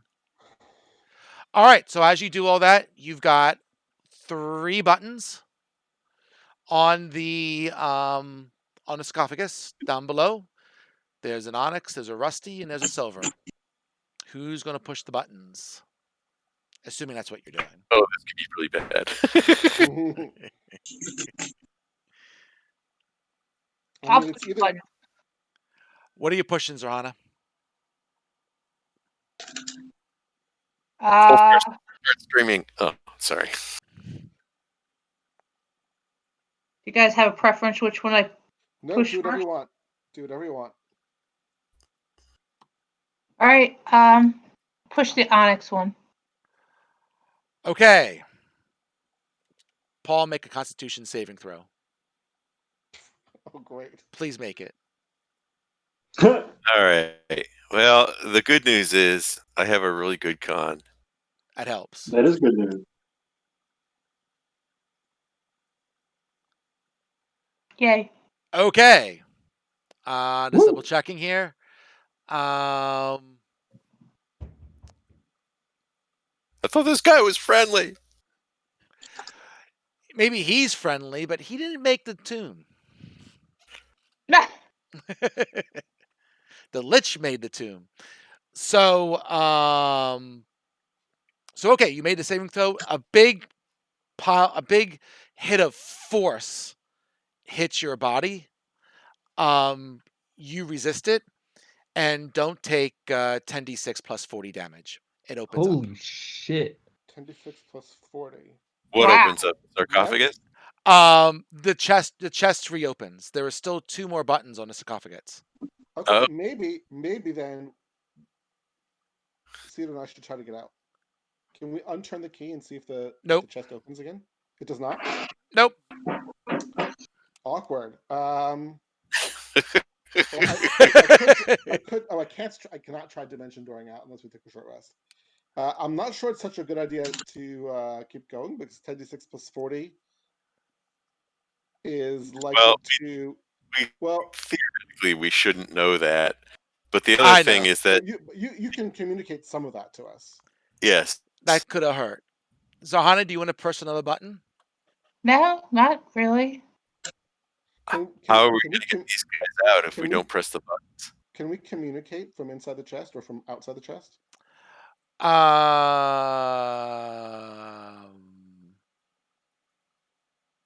Sure, you can talk a bit. Sure. I'm just making sure there's no rules here about suffocation, so you're okay. You're in the chest. So what's your constitution, Icarus and They do not know what that means. They feel very whatever. They don't know what number. Hold on. Should I cast Bless to give some saving throw bonuses to people? Yeah. Before you do that, we should decide what we're going to do. Do you have to see them for that? I think we decided not. I'll double check, but that's okay. Yeah, look up. Yeah, I think we decided not because we let it go off in the darkness last time. Yeah. So the average damage of 10d6 plus 40 is 75. So on average, I don't think that quite kills us. That kills me. I thought you needed to be at minus your hit points to die, or minus half hit points to die. Because in 3rd edition, when the threshold was minus 10. Yep. I see what you mean. So I'd go down, but I wouldn't die. Right. Yeah. I think so. The chest would be open. Our healer is outside, and you would have saves. You'd have to make saves to see if versus death. Yeah, I mean, Xanthos would have a chance to heal us before we had 3 death saves. Yeah, He could heal you both at once if he channels energy. You can go ahead and press my button. Yes. You should get the bless first. Sure. Okay. Also, Zohana should not be flying because if I get knocked out, then the spell will drop. Fair enough. Well, she's right by the sarcophagus anyway. She's just going to fall like a foot or two. Paul, what is the hit point threshold for death? Actual death, like dying to losing too many hit points. Normally for an insta death, it would be your hit points, negative hit points, right? So if you were at 0, like if you were in 1 hit, if you're talking about, right? If you had a hit, that would do, if you have 75 hit points, 75 points of damage from 0, that would insta death you. So and then it might be worth a couple, it might be an automatic fail save depending on how it all works, but so if you start at full hit points, like if your full hit points are 75, you should get the 150. Okay, that was my question then. As I recall it, yes, that's correct. All right, so you press the rusty button. Cedar says do it. Yes. So Cedar has no metal, so it pops open. Boop. Oh wow. That's interesting. All right, so what do we think this last one is going to do then? Should be something chilly. Yes, I agree. All right, here we go. Should we heat you? I mean, I don't know. Like, if the first one was just damage, the second one was not just damage. The second one probably was like destroy all your metal items or something. So I don't know what to expect from this one, except that it's something cold.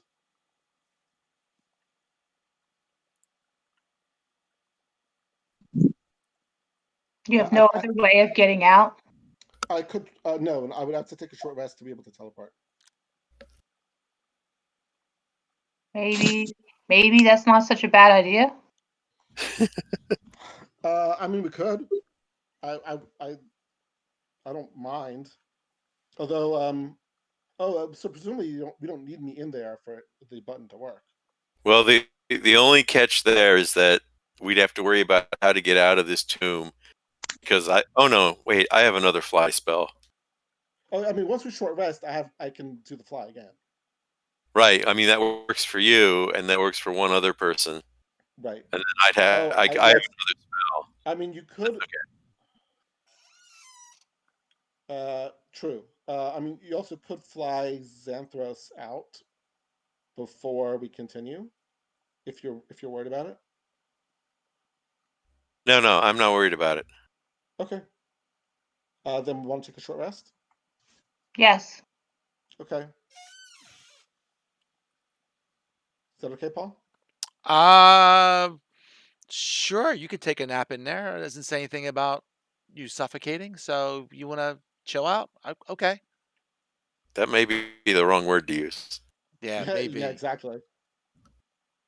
Okay. I'm going to try dimension dooring out just outside the chest. Okay. We'll say that you dimensioned your just outside the chest. Is the button still on the I'm going to step away from the chest. Is the button still on the sarcophagus? Sure. You can go ahead and press it and see what happens. I'm ready to press it. Anybody gonna stop me? Nope. All right, I'm pressing the button. You press the button for dramatic effect. We'll say there's a little poof of cold that you hear from inside the chest. It opens up, and the stone sarcophagus turns into a transparent crystal, revealing a mummified monkey-like creature within. Clutched in its claws is a fearsome mace. Well, I suppose Xanthos is probably the logical person here. Should we try to deal with this next week? Well, it's either you're going to take the mace or you're not going to take the mace. So Yeah, let's make that decision now. That seems right. Okay.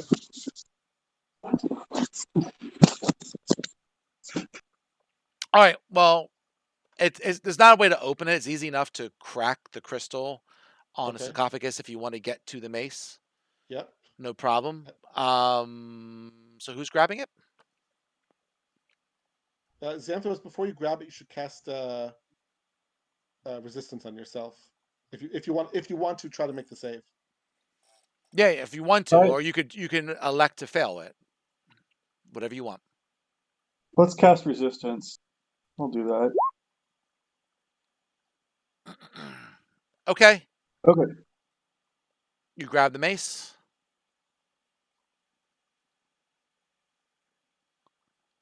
I presume so, because otherwise, why cast resistance? We'll say yes. Fair enough. Red smoke seeds from the head of the mace, forming an outline of a monkey with a long tail. With a roar, the smoky apparition leaps at you, screaming, "Let me in!" Charisma save.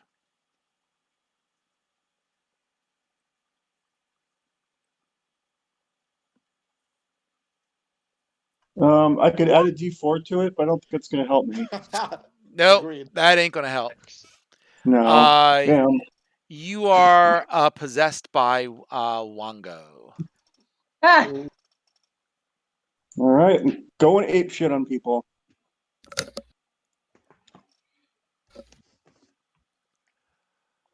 So, so your flaw. So Wango, the Sioux monster, is violent and deranged. Your flaw is you act without concern for the well-being of others. That's anti-friendship. And your power is, while inhabited, you can use your action to unleash a psychic assault on a creature you can see within 60 feet. And the target must succeed a DC 16 Wisdom saving throw or be stunned until the end of its next turn. Is that like once per short rest? Cool. Or long rest, rather? No, just as an action. Just as an So you action. could- you Like could my use it- invisibility. You can use it every round. Doesn't say otherwise, but I can double Pretty check that. good. Yeah. Oh, you don't have to check it now because I think we're about to stop. Yep. We're gonna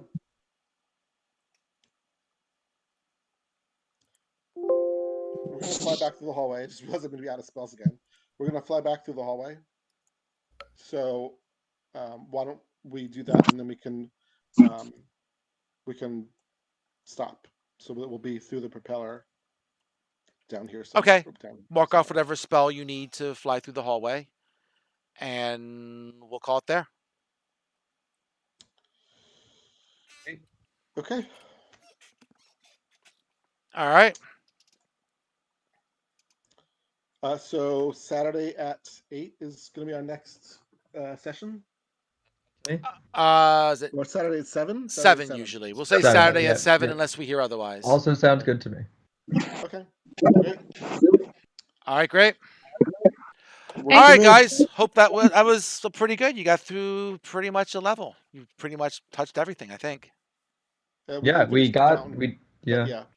Okay. Cool. Cool. All right.